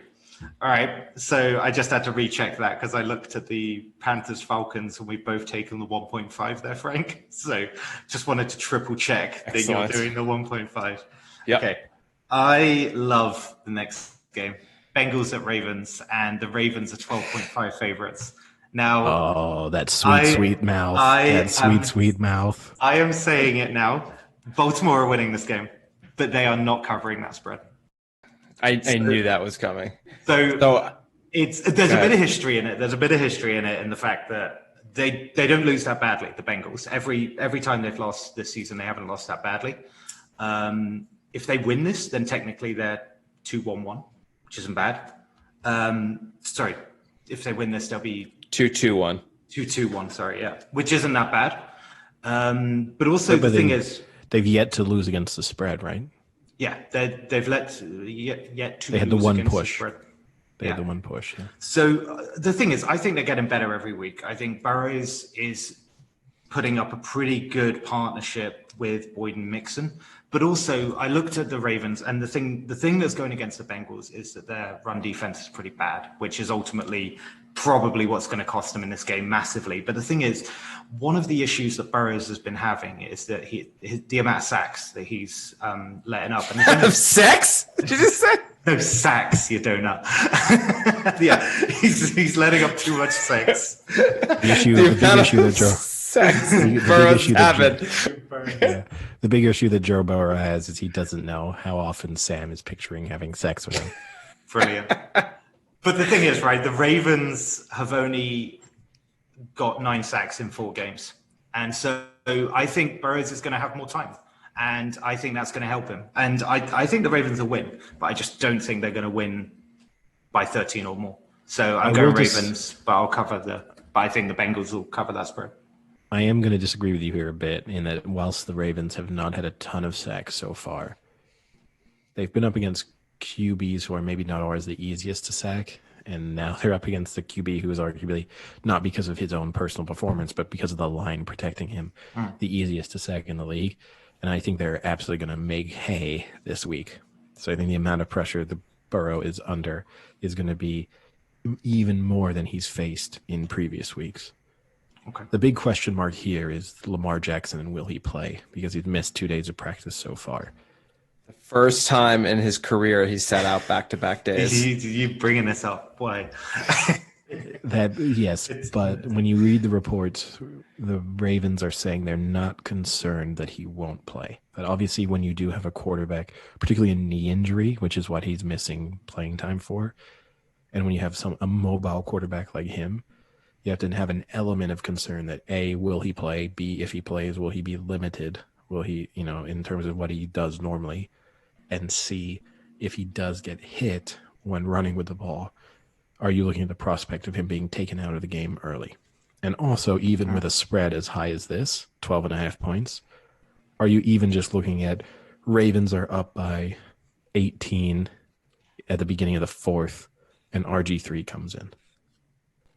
So even if he's fully healthy, are you maybe looking at Lamar getting pulled earlier in the game and how that could impact a spread as high as this? All that being said, I'm very confident that the Ravens will win. As Frank knows, I picked them in the survivor pool that we do. I've picked the Ravens as my pick this week. So I'm considering them in a sense my safest pick of the week in terms of just straight up winning. 12.5 is high. But assuming that Lamar Jackson plays, I'm going to take the 12, and the Ravens are going to cover. When you say assuming he plays, I'm not going to give you a change of pick if he doesn't. No. I'm gambling on the fact that he plays in terms of making that pick. And so arguably I would say in a way the safer pick is taking the points, because if he doesn't play and say you're getting 12.5 points, can RG3 cover 12.5 points? Becomes a little bit questionable. Can RG3 score 12.5 points? No, RG3 is going to put on a show. Eddie, if Lamar Jackson doesn't play, how much less confident are you in your survivor pick? It doesn't change my confidence in them straight up winning all that much, actually, because I think the mismatch is everywhere else. I actually don't think the quarterback is that big of an issue there. Okay.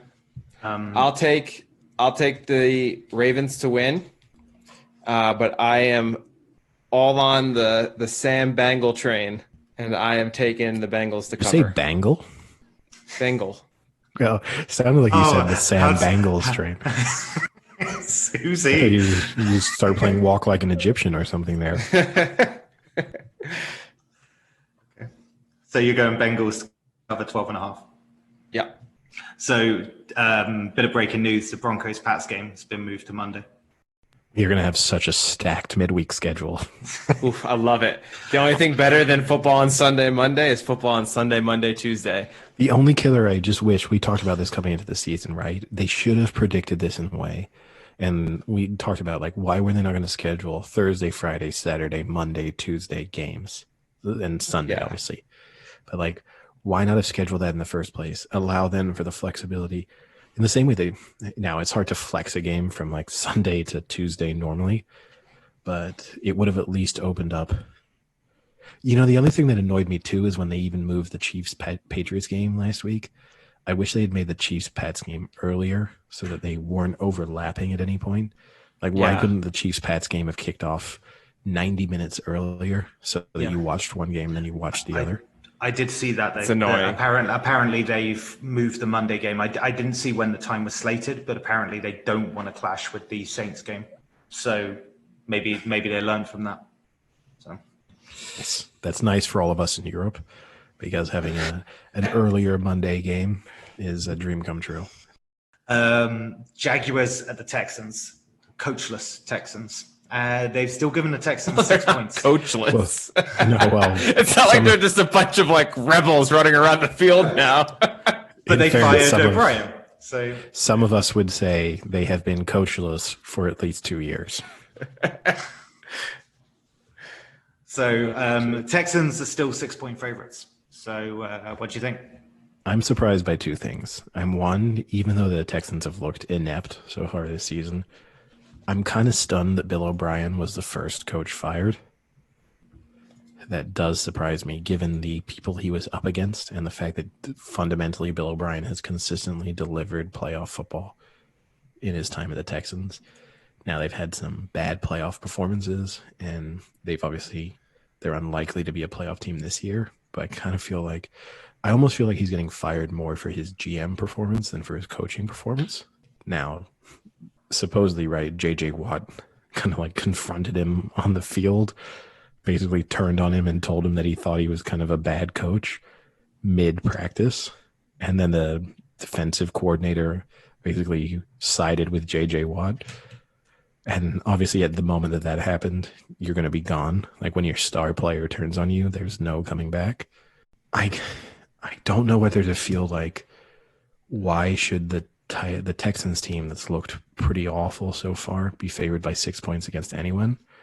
Or I don't know if I'm going to kind of put them in the Browns territory, where if their coaching has been so bad, do you now have a relatively talented team that cannot be worse coached in this game? And so the 6 points kind of generous. And for 1 week, I'm going to lean that way. And I'm going to assume that they, A, have a point to prove, and B, the coaching can't be as bad as it's been so far. So I'm going to take the Texans to win and to cover the spread. So the Texans, interestingly enough, even though they're 0-4, they're also 0-4 against the spread as well. So they've basically lost every game exactly more than they should. But I don't know. The thing for me, I'm going to go with the Jags to cover the 6 here. I just think I'm not too sure about that coach thing. I don't know how much of an effect, truth be told, it has in the NFL. Sometimes in the Premier League, you have those kind of boons after a coach gets sacked because maybe bad coaching, then they're unleashed a little bit more and they can be a bit more creative or free in what they do. But looking at some of the stats for the Texans as well, against the Vikings, they only had like 4 yards a carry, and their run game is actually one of like the better things for the Texans. But also they've been sacked 16 times. And I don't know. I went with the Jags a couple of times, and I've been stung recently. But I just think it's a bit weird that the line's a -6. I thought it would be a bit closer than that. So I think on that logic, I just want to take the Jags, but I might get stung. Well, I am now all in on the Texans. Here comes the playoff train. First stop, Houston for win 1 against a shitty Jaguars team and a shitty Gardner Minshew. I am surprised Bill O'Brien was fired, considering they lost to the Chiefs, lost to the Ravens, should have beaten the Steelers, were up pretty handedly in that game, and then just shit the bed in the second half, and then did have a pretty poor game against the Vikings.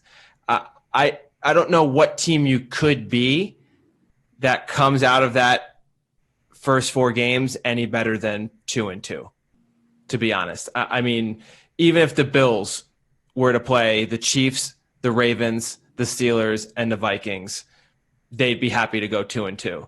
So how can I find it a little unfair. Granted, he hasn't been a great coach the past few years, but to be fired after that slate is a pretty rough go. But like Eddie said, I think it had more to do with he just had lost the team. And obviously, like, you know, you saw last year with DeAndre Hopkins trading him away. It's something that obviously happened there. And now, you know, that's one star. And then you have something going on with Watt. And, you know, there's been rumblings that him and Watson don't get along too well. So I think it was just more towards he had lost the handle of that team. But I think this is a great opportunity for them to start winning games because their schedule does start to get a little easier after this. So I think this is going to be their first win, and I think they're going to win pretty handedly. I think they win by 10. Yeah, I mean, I agree with you. How good of a record could the Texans expect to have? Actually, now, real quick, Eddie, before I jump the gun, having said that their record's going to get easier, after Jacksonville, they then play an undefeated Tennessee team and an undefeated Green Bay team. So it doesn't get easier yet. But I think, you know, if they can win 2 out of the next 3, then they've got a chance to really rebound this team a little. Yeah, I mean, in a sense of a way of assessing, right, as to how good the Texans' record could have, like, how good of a record could they have expected to have had so far. When I look back on our picks, I have predicted the Texans to lose every week. And if you two had been right, they would have gone 2-2.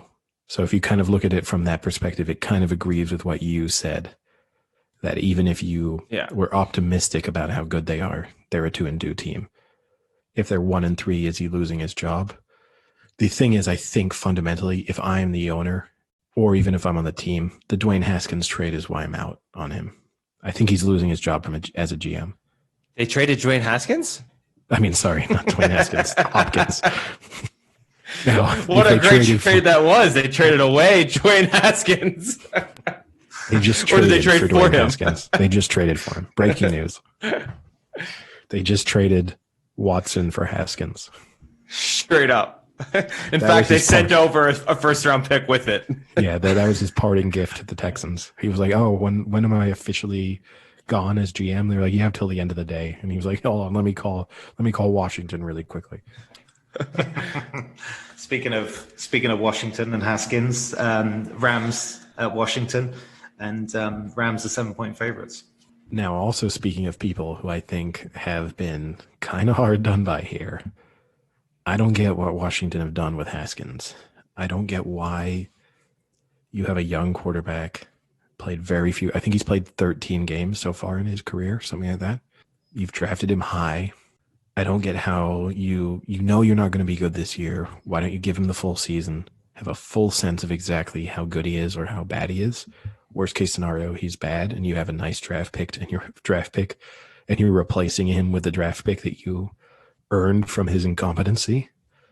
But the idea that you let him play 4 games and then you pull the plug on him, so now basically he has no trade value, he has no value within the team. There's no way to bring him back. He's 3rd choice quarterback now. It's, to me, I just don't get what you're doing. Like, just keep the guy going and just keep losing games. You're not good. And so to round that off, I'm taking the Rams to cover the 7-point spread. Yeah. So I'm also going Rams. I agree. I mean, The thing about Haskins is even when he came out, pretty much everyone had said he needs time to still develop. I mean, if you watched him when he was on Ohio State, their offense was so good that a lot of his touchdown throws and his nice throws were mostly because their running game was so good that he would get single coverage on all of his receivers. So it's a lot easier to do that, when you have a great team like Ohio State. Now you get put onto the Washington football team and, you don't have a great running game. You don't have great receivers. You don't have a great O-line. So he needed time to develop. I think the disservice to him was that they put him in too soon. He was not ready to be an NFL quarterback when they put him in.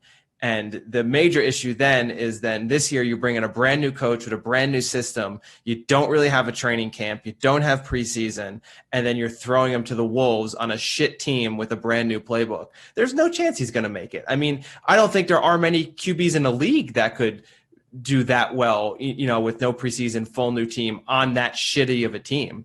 So I agree. I don't know what you do with him from here. Do you bring him back towards the end of the year? Maybe. I don't know. I'll tell you what's not the answer. Who they're putting in? What, Kyle Allen? Yeah. Yeah. 12 games last year he started. He had 16 interceptions. He averaged over an interception a game. I mean, no, thanks. I'm not taking that. I'll take the Rams all day.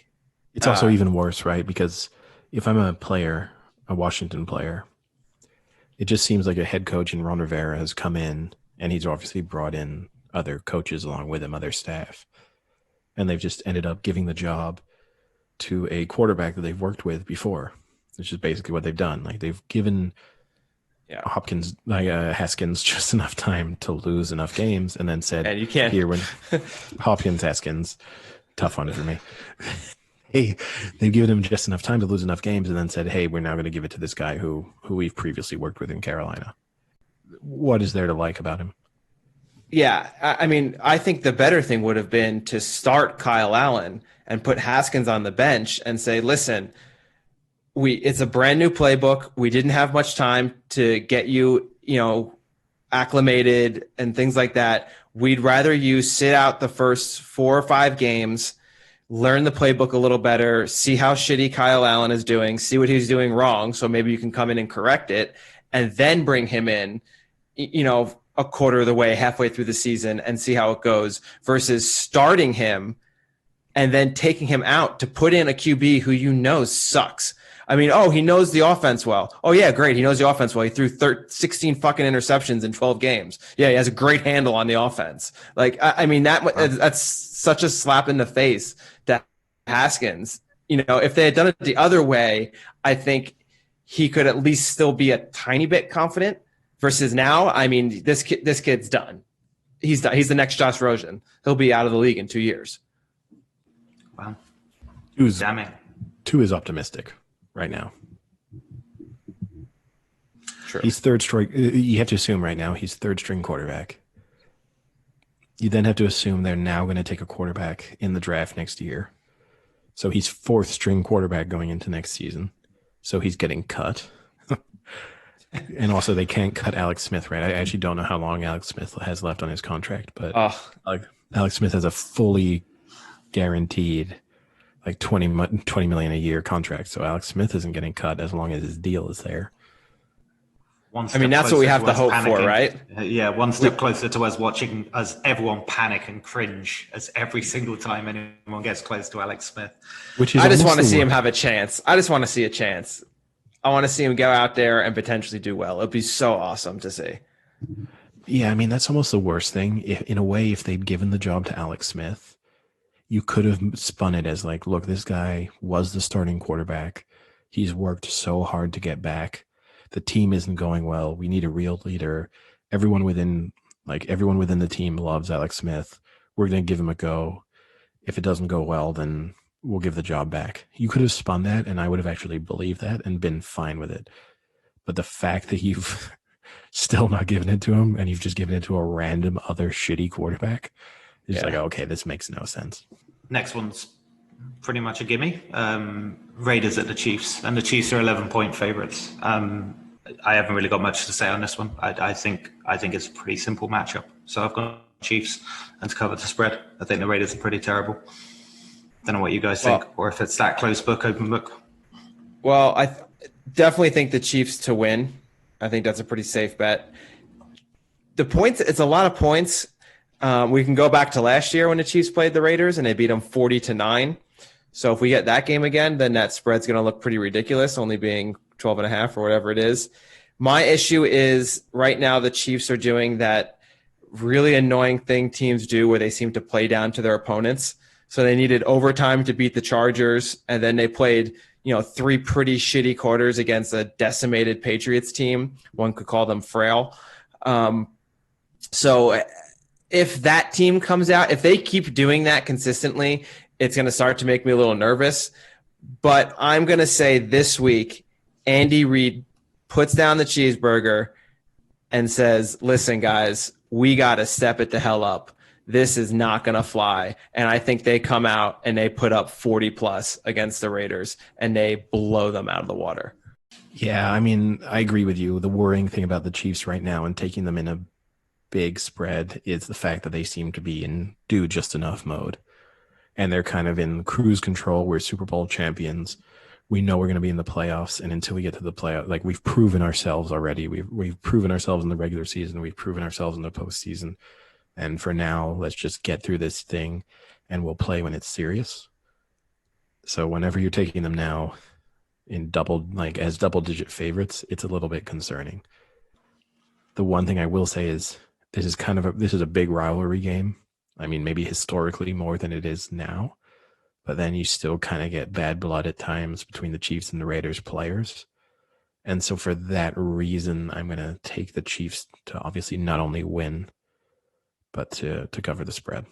I do because I can see Sam filling in the spreadsheet as we go.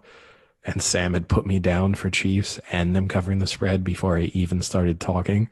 So part of me feels like I should flip this just so that I'm less predictable.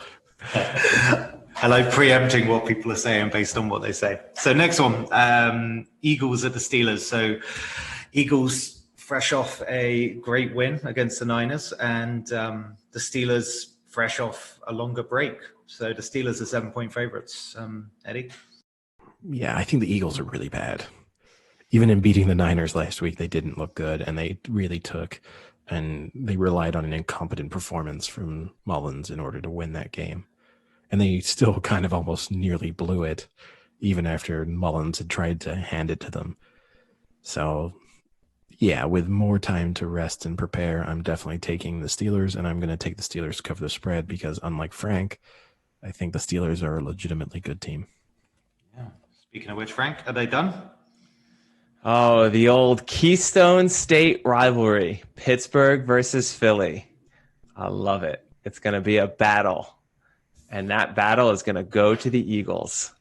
I'm taking the Eagles outright and the Eagles to cover. Time to expose the Steelers for what they are, an average team. I love it. I love it each week, right? We get to make I can kind of sense where I'm getting a game back or getting a game advantage. And it's almost always when someone picks a little bit too much with their heart than their head. And this is the perfect example of that. Yeah. No one does it more than me. Yeah, I totally agree with it. I'm going to I also want to say one thing. Again, because I can see Sam filling in this chart. You'd originally put in the Eagles for yourself. And then Frank has picked the Eagles and you switched picks. Wait. You switched? No, I didn't. You may have written it in the wrong place. No. Or you wrote it in for me. No, I wrote for you Eagles 7 as a joke because I thought you were going to be looking. So when you said the Eagles are really bad, I wrote Eagles cover the spread. It was more a joke. So who are you taking, Sam? I'm taking the Steelers. I think I agree with Eddie. I just think the Eagles are really bad, and I think the Steelers would have enjoyed the time off, and Big Ben's going to do some damage. So, Steelers and to cover the spread to 7. So, Eddie, Niners Nation, you're up. They are 9-point favorites against the Dolphins. Yeah. I mean, the assumption here, right, is that Jimmy G is back and also that Mostert's back. So this isn't exactly a fully healthy Niners team and that they're still missing a number of key players, particularly on defense. But offensively, they're kind of basically getting back to full strength. On that basis, the defensive injuries continue to be a concern, but actually defensively, they continue to look good. Like even last week in losing to the Eagles, I don't think the defense was responsible for that. They kept the Eagles in check the entire game. Mullins handed the Eagles 7 points. I'm going to take the Niners. 9 points again feels very much right around the right point, but then I also kind of like the idea that you got Jimmy G coming back. And even though the QB controversy was kind of put to bed by Mullins shitting the bed on Sunday night, I still like the idea that Jimmy G is going to come out here and kind of say like, oh, okay, you guys thought that I wasn't the like best quarterback in San Francisco, and you guys forgot that I was the quarterback who took my team to the Super Bowl last week. Now I'm going to lay the smackdown on the Dolphins. So I'm going to last week. Would they just go for a little joyride to the Super Bowl last week? Yeah, they went down to Tampa Bay. Hey guys, come on, let's pretend it's the Super Bowl. He booked them all tickets. He's a nice guy, kind of guy he is. Don't forget about this, guys. I booked us all. I chartered some planes for us. But no, yeah, last year. But yeah, I'm gonna take the Niners to win and cover the spread. I think this feels like a nice matchup for them in terms of against this Dolphins defense. When I saw this game, I looked at like the Dolphins stats and I looked at Fitzmagic, and he hasn't had one of his classic like 3 interception kind of games. So I kind of felt like that's due. The very much one of those meltdown games. So I also saw that Jimmy G's back and Mostert's back. So I didn't have a problem. I didn't really have much commentary on this one either. So I was going to take the Niners and the 9-point spread.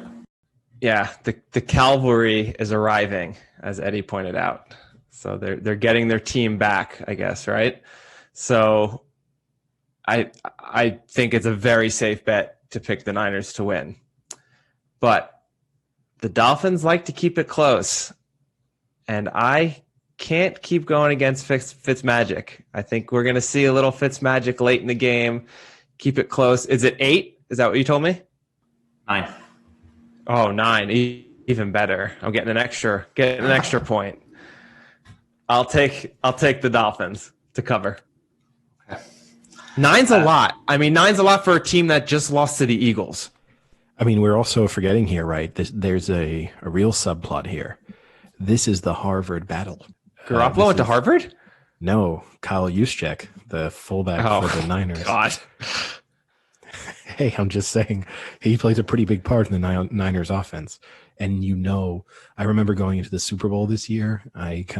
Sam, you were with me to watch it. And at one moment I said, for sure, at some moment, they're going to mention the fact that Kyle Juszczyk went to Harvard because it's one of those in the same way that Fitzpatrick has to be quirky and they have to say it. And in the same way they have to say with Fitzpatrick at some point that he's an Ivy League quarterback.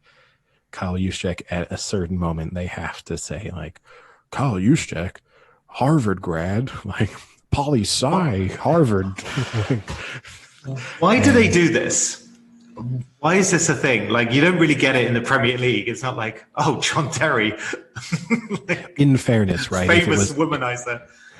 Well, they do mention the fact that his mother is a kleptomaniac. There's a big difference between being a womanizer and going to a prestigious university. No, but what I mean is like quirky isn't exactly like that's just a trait. Like okay, the Fitzpatrick thing, you're right. But if you imagine, say, John Terry had gone to Cambridge, they would definitely bring that up regularly. I don't know. I don't think they would. I just think I don't know. I find it weird for American sports how they seem to like. I mean, back in the era on the human. Back in the era when cricketers went to university, which wasn't that long ago, right?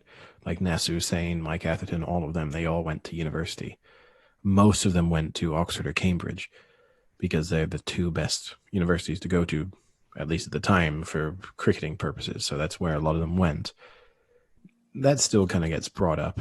Even when they're in the commentary booth, you kind of get that mentioned occasionally. So I do think now, they're just not systems. Like, it would be very bizarre for Rashford to have delayed his professional football career so he could complete his degree at Oxford. But I'd have a lot of respect for him if he hadn't done that. Yeah.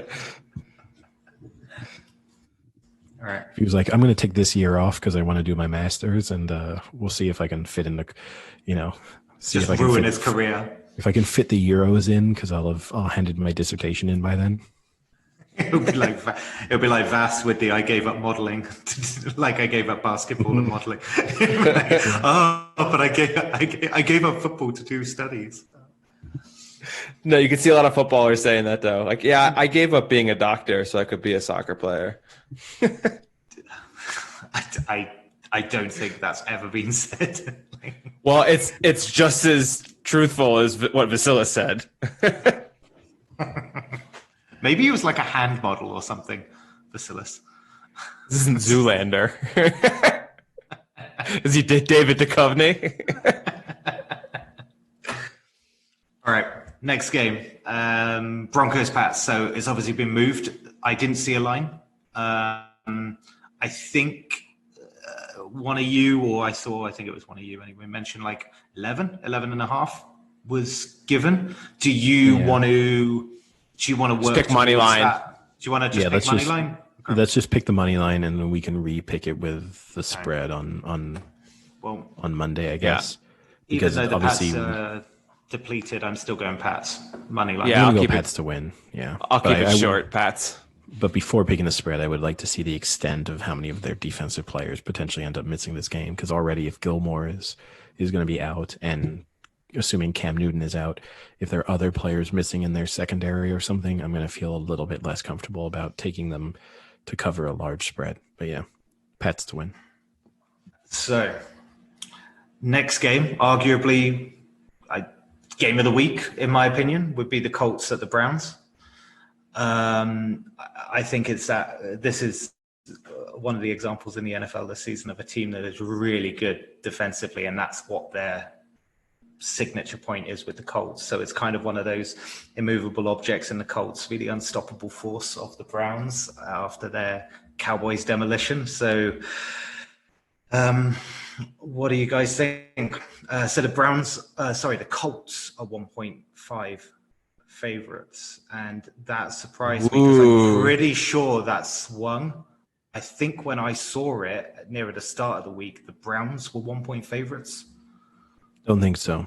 I don't know if I saw it or missaw it. I think you must have misread it. I think the Colts have been favored the entire time. I did think it's very rare to swing like from one favorite to the other. Usually you just stay at 0. It does happen, and we've seen it happen this year, right? Like we saw it in Rams Eagles, maybe. I think that was a game, right, where that maybe happened. But it happens. But this is a really tough one for me because the Browns might be. I think both of these teams fall into the sort of like bad good team or good bad team category, in the sort of like playoff teams but aren't that great. And the Browns in that category is probably the team I'm most optimistic about, and the Colts are the ones that I'm least optimistic about. And so on that basis, I'm just going to take the Browns to keep riding their wave, and I'm going to take them to win and obviously take them plus 1.5 points. But I definitely do not love this pick. I have two pretty good stats for this game. Out of these two teams, one of them is the team that has the fewest explosive pass plays in the NFL. Who is it? Oh. So over 20 yards. One of them has the fewest in the league. What team?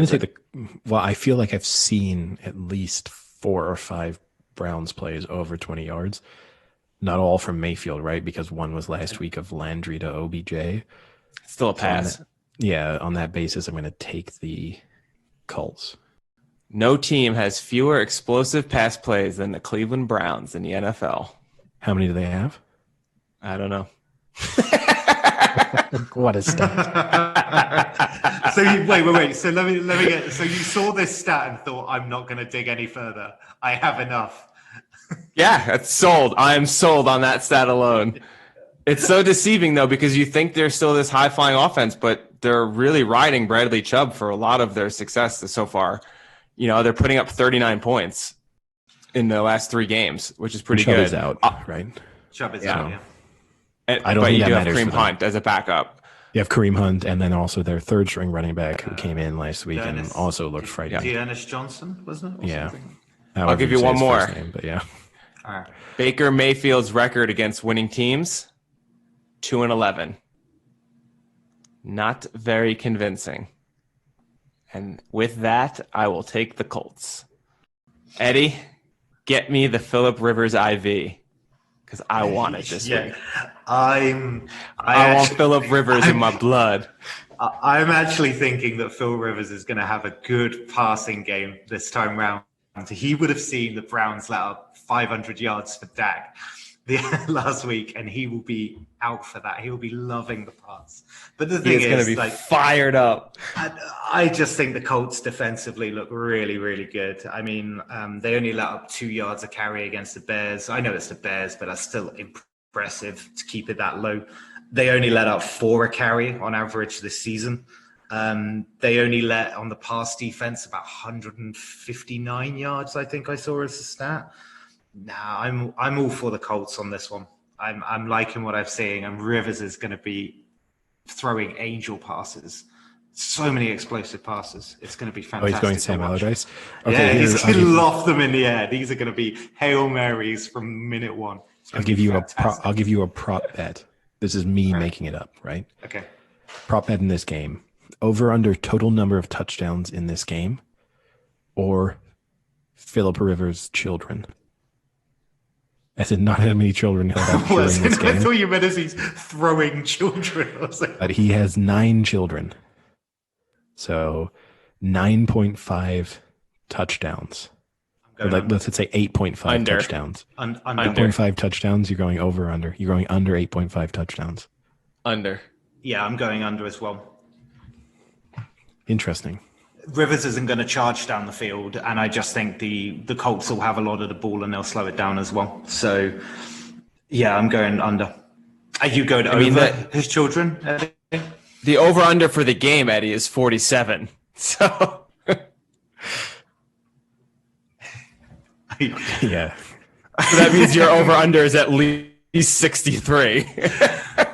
Oh no, they're not necessarily always getting the extra point, right?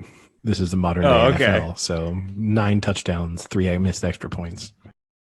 I'm going under. I was just throwing that out there as a special prop just like throwing his children out there. If anyone, in the Big Chill Podcast Casino, if anyone wants to take action on that particular prop bet, they can contact us on Twitter. All right, Eddie, I will actually give you the real total touchdowns over under for that game. 5.5. Over. It's pretty good, actually. 5.5. That's I think where it should be. It's tough. I'll go over as well. I think I'll join you with the over. Frank, Giants, the Cowboys, and the Cowboys are 8-point favorites. Ooh, get your upset alerts out, but not for this game because there's no fucking way the Giants are winning. Good setup. You had us all on edge there. The Giants can stop the run game pretty well, it looks like so far. That seems to be their strength on defense. But that could just be masked by the fact that teams know they can just throw the ball all over them. And besides James Bradbury, who's doing well this season, the other 3 that are out there in the secondary are doing shit. So I wouldn't be surprised if Dak goes for 400 this game. I'm going to take the Cowboys to win. And I think this is the game that the Giants just fully fall flat on their face. And I think the Cowboys will cover. Yeah. I mean, the Cowboys are posting some crazy stats in offense. And even though they're terrible defensively, they're allowed to be defensive terribly against the Giants. So I think the 8 looks really good. So yeah, for me, it's the Cowboys and to cover the spread as well. So. Yeah, I'm kind of going to agree with you. There's not a lot to like about this Giants team right now, even if they were frisky last week against the Rams. Kind of felt like the Rams let them hang on there a little bit. and the eventual Cooper Kupp touchdown that the Rams had to kind of sort of seal the game. They feels like they probably should have had that a little bit sooner than they did.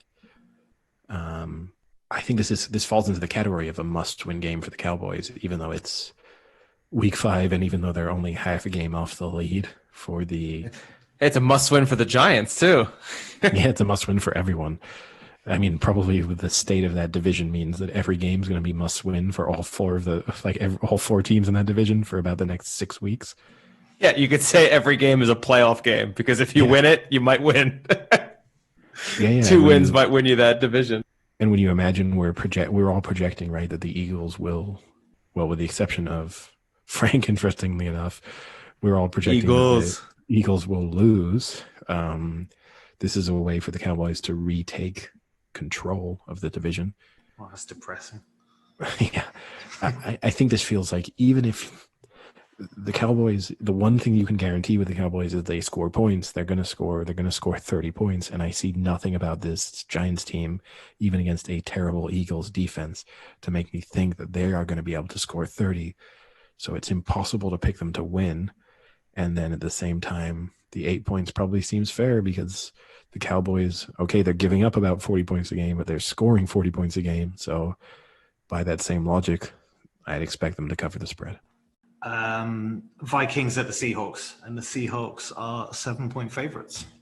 Yeah, so this really scares me because I'm looking at my predictions now, and they are completely different what I just put money on my bet. I don't know what happened there. I had the Vikings to win this outright. I'm going to have to change that now because I have a financial interest in the Seahawks. So I'm going to go Seahawks to win, but I will go Vikings to cover. Minnesota, talk about must wins. This is a must win for the Vikings. I mean, if they want to start coming back to being a contender, they need to win this game. So I think it's going to be a lot closer than people would expect it to be. And another good stat I had is people think Russell Wilson is the deep thrower. Kirk Cousins actually has thrown more deep passes than Russell Wilson. So he's looking to go deep. If he can just get Justin Jefferson to keep catching them, I think they're going to keep it close. So I'll go Seattle to win, Vikings to points. I like that we're going to be able to coin you as like deep pass Duca on your stats here. It's like the one stat you have at hand. Yep. Somehow it just keeps popping up.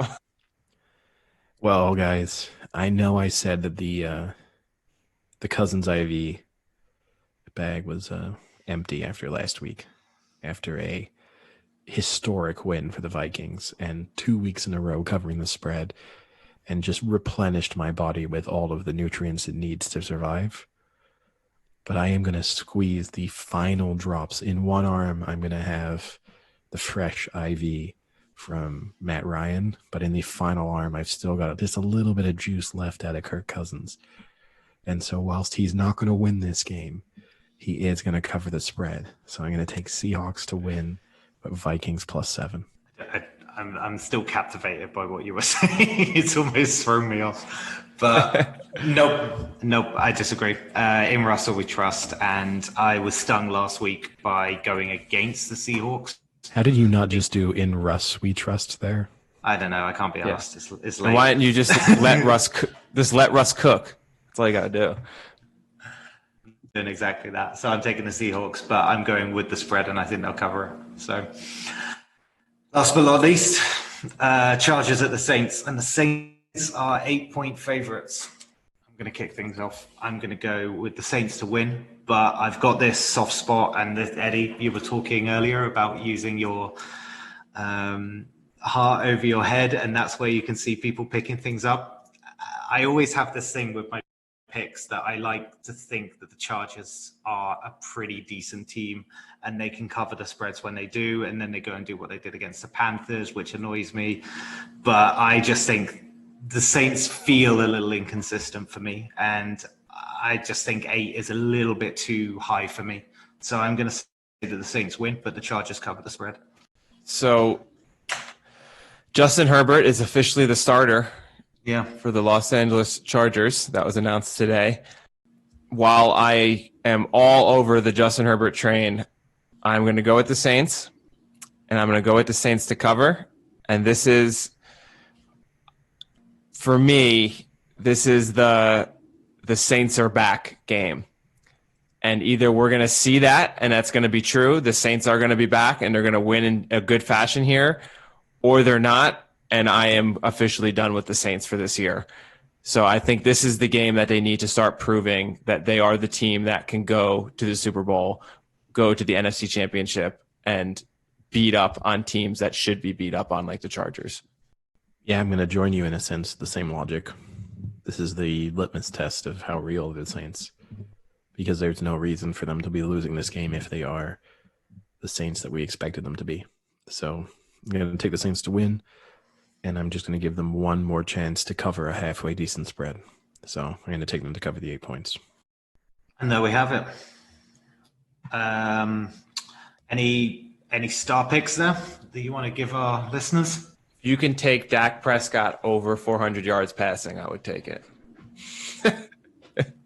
Well, actually, I'll put it this way. Whatever the over is for Dak Prescott yards, take it. Actually, stop the podcast there for a sec. Stop the press. Stop. I have my bet of the week. So I think it's worth saying that all three of us hit our bet of the week last week.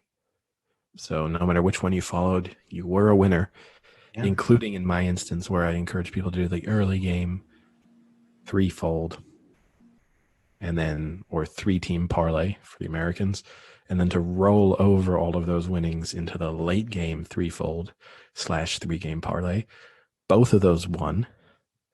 And this time, buoyed by that confidence of hitting 6 teams in a 6-team moneyline bet, I'm just going to go straight up encourage people to do a 5-team moneyline bet this time. And this time it is Rams, Chiefs, Niners, Steelers, Cowboys, and that pays 2-1. Frank, what wets your whistle? Give me the Dak Prescott over yards, whatever it ends up being. So it usually comes out the day of. You'll see it pop up. Whatever the over-under are for the yards, I'm taking the over on that. I think between the Giants actually being decent in their run defense, so the Cowboys are going to have to throw a little more, and the fact that the Giants' secondary is not very good besides Bradbury, I expect at least 300. Mine's a little bit riskier, but I do like it. So I'm going to take the Panthers just outright to beat the Falcons. Should take that 1.5. Should take the 1.5. I hate that you've given it, Eddie, because the gloating is just going to be so infuriating if that happens. But whatever. So I'm taking the Panthers, but I also want to take, like I said, I think Phil Rivers is going to throw. So I'd like to take the over on Phil Rivers. I think it'll be on, because he only threw about 180 last one. I think it'll probably be about 200 this time. So I want to take Rivers throwing over. I just think that Browns game, I know it's not an indicator of the past defense for the Browns, but I just think the Colts will lean on their defense really well and they'll give Rivers the arm to throw. So I'm going with Rivers over, whatever that is. I think it'll be about 200. But and then the Panthers outright. All right. So after us being nice guys and throwing out nice tips, hopefully 3 more winners, maybe it's time to hand out the Nice Guy of the Week award, which I think this week goes to Mesut Ozil, the Arsenal player. Namaste. So dumb. Who decided to pay the salary of Arsenal's mascot after he was let go. Sam and Frank as the big Arsenal supporters. Would you like to share the name of the... Frank, please.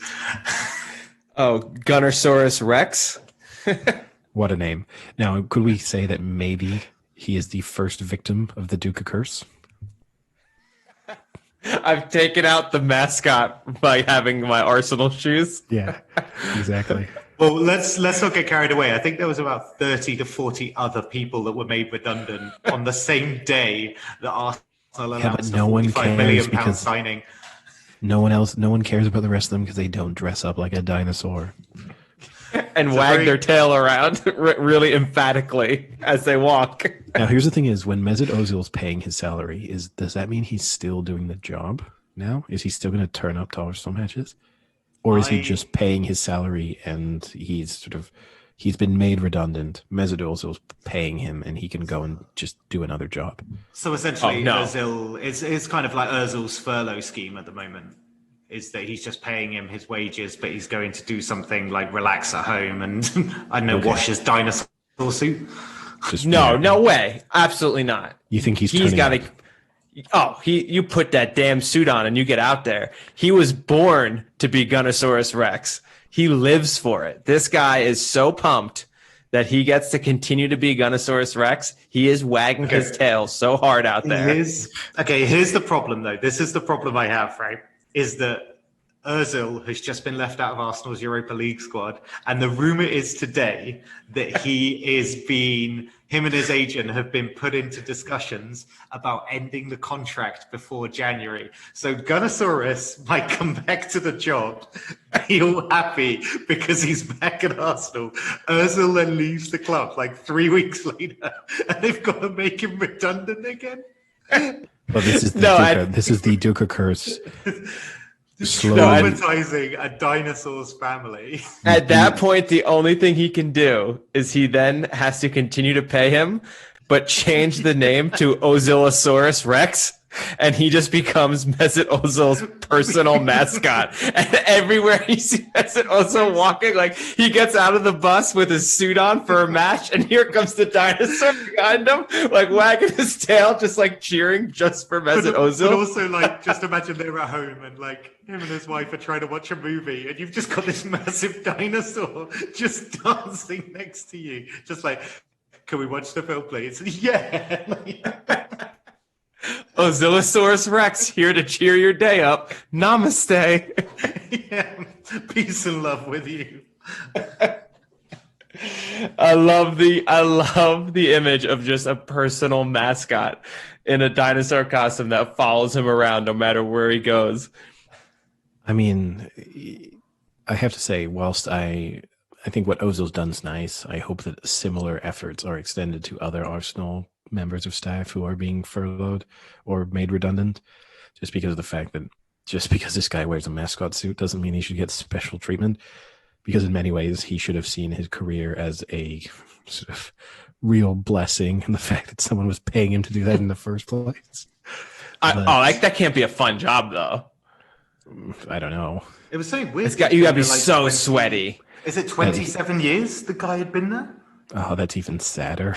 I know. And also, I was like, I hope they update the dinosaur suit, or is it like the same they don't horrible, wash it. Like the interior is so disgusting. But it does bring us onto a good point, which is during the lockdown and games being played behind closed doors, you have had a number of teams continue to have their mascot attend games. I've been watching, for example, baseball games where the mascots still turn up, and you still have these are full adults being still paid to go and put on mascot suits in empty stadiums and sit there. And even in some stadiums, the conditions were such where they weren't even allowed into like the lower ring of seats. So these guys were sitting in like the upper deck of stadiums, still dancing like idiots just for no one. Oh, wait, why did they have to dance? Because every once in a while the camera would still cut to them. So he would just, you'll see they're just sitting in the seats spectating alone for most of the game. But then the camera would cut to them and they have to like start dancing or something. I can imagine just the camera panning to them and they've got their feet up like having a cigarette through the mascot's mouth. No, and then they just panic and look and he just like shoves their head back on. Yeah, just the head full on off. I know you think this point, but I don't get mascots. Like, I don't get any sort of kind of like atmosphere that they create or euphoria or a feel-good factor watching, like, so for Arsenal, watching a fat dinosaur wave to a crowd. I just don't get it. I just look past it and I realized that there is a grown man like doing that. Right? Let's not discriminate. Yeah. Okay. Sorry. That's again hypocritical from you, but fine. If you're a woman out there and you're currently struggling with your mental health, particularly maybe if you are a female mascot and you've just lost your job, namaste. You're strong. You're beautiful. You'll find something. Frank, what do you think of mascots? Well, I still want to go back to the Gunnosaurus Rex because it just cracks me up. So the other thing I wanted to bring up, if I can get it pulled up here, there was a GoFundMe page to keep the salary. And on the GoFundMe page, it said basically, let's chip in to get the money to keep Gunnosaurus Rex his job because he's had it for 27 years. It didn't say the person in the suit. It literally was just talking about Gunnosaurus Rex as if all they want is just the mascot to stay. They don't give a shit about the real person inside the suit, which makes it even better is that they're putting all the money to just keep the mascot there. No, you want to know, do you want to really know No, before Sam you say was this. right. No, okay, go ahead. Before you say this, the really sad fact about that is that's a bunch of racist, bigoted North Londoners who simultaneously will be like, my tax dollars are not going to Syrians paddling across oceans to try and escape conflict. But meanwhile, they go, oh, I do have to give money towards this guy who dresses up in a dinosaur suit, though, because we can't have him try and find another job. Yeah, the GoFundMe page says Gunnosaurus has been the Arsenal Club mascot for 27 years. He's a club icon and we cannot let him become extinct. So it's clearly just talking about the dinosaur and not the person. How much money? Raised? They had already raised almost 9,000 pounds. I don't know when this was though. That was 2 days ago, so it's probably up to 15 now. But Mesut Ozil had said it's so sad that, and then he named the person, aka our famous and loyal mascot Gunnosaurus, has being made redundant after 27 years. Yeah, so I think that person has been the mascot for 27 years. Jerry, should we get Jerry on? Yeah, we can try. I mean, Mesut Ozil he's got a special place in my heart just because I think he has one of the best football chants.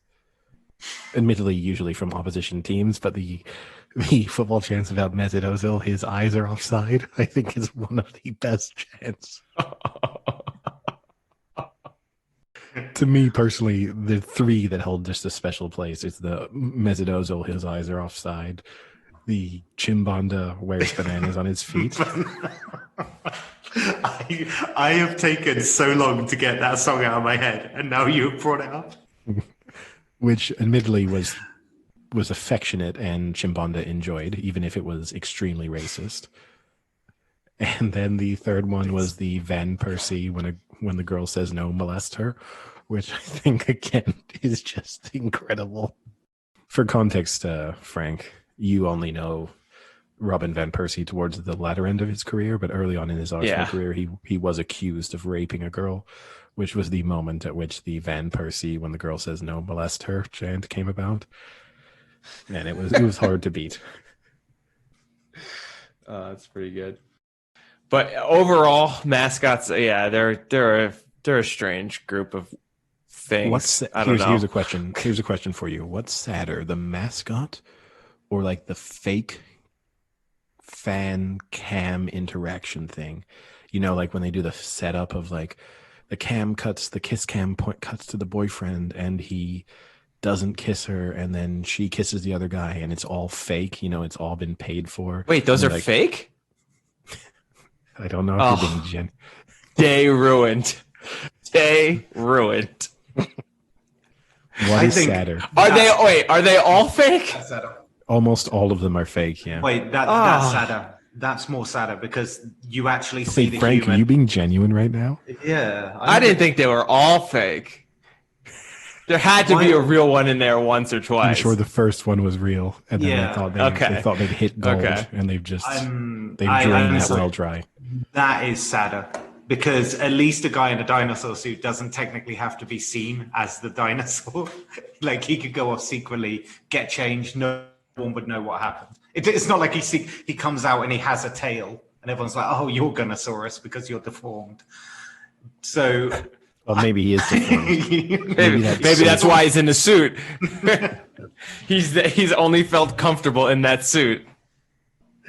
Well, that's the big thing about furries, right? Like, people assume furries. Wow, we've quickly got into it now. Wait, a furry? Yeah, it's the people who wear like fluffy animal costumes. They dress up as animals, and often it's quite sexual. Yeah. Wait, stop, Eddie, stop, because you kind of like went off there, and that's one that we need to make sure is good. So. Yeah, furries, the people who wear animal suits, kind of furry animal suits in often a sexual way, but also as it transpires. I watched a documentary actually on them a couple days ago, oddly enough, but don't ask me how my week's going. But in the documentary, one of the things they talk about is the fact that a lot of them are autistic or have other sort of learning disorders and stuff, and so social interactions for them are very challenging, and so they like putting the suit on because it removes like the human to human aspect of it. So for example, you don't have to make eye contact anymore, and so they feel significantly more comfortable. And also it removes a lot of verbal communication because they basically all turn into like Teletubbies fundamentally. So maybe not doing my best job of talking sympathetically about it. All I can think of anytime I hear about a furry is Entourage. That was a classic episode. But the same way it turns them into kind of like very basic physical interactions with each other. So if you struggle to express yourself, you get to just hug people or whatever, but separated by a couple feet of fur and whatever else goes on in those suits. The feet of fur. Well, they're pretty fur. big. It's like a whole costume. It's like they put in like a teddy bear costume. Okay, I thought you somehow meant like a couple of feet deep of fur. Like they are. Yeah, but they're like those thick. They're like big, like big. It's like a Teletubby costume. It's like a Teletubby costume. So if you imagine a human feet. Well, if you imagine how far do you think the person? Feet, but you would. If you imagine the width. No, but Sam, imagine the width of imagine the belly of a Teletubby. They are, by definition, tubby. Now imagine the... they're by definition tubby. Thank you, Sherlock, for solving that one for me. Yeah, I'm here all week, all right? Are they also telly? Do they have a telly in that tubby? Well, that's less clear, in fairness. That's less clear. As it transpires, it is the case, but from their name, it is quite difficult to know that they have a television in their stomachs. It's not that they're telepathic? It just sounds like they're fat people who really like television. I think of them as fat people who are telepathic. And it's actually a projector onto their stomach rather than some sort of like human centipede style aberration where someone has born a TV into their skin. Fair enough. Sorry, I'm not a Teletubby expert. As it turns out, you are. But anyway, you still imagine the real person in the Teletubby costume must have been probably a foot away from the edge of the costume. They were pretty wide costumes. A Teletubby costume is like 3 feet wide. The average human being is not 3 feet wide. And by width, I mean ass to the edge of their stomach, right? Not. Why are we debating this? This is important. I don't know, but we can give. I know everyone loves our live sporting updates, right? And the Bucks Bears game is going on as we speak. And not that long ago, old Big Dick Nick threw an interception. Yeah. The Bucks are driving again. Yeah, but why am I calling him Big Dick Nick? That's his official nickname. Wasn't it U of A? What was it there? I don't know, but it wasn't that. Never heard that chant from the stands. It's not what he Never asked heard the for. mascot. Never heard the mascot pull out the megaphone and shout that out.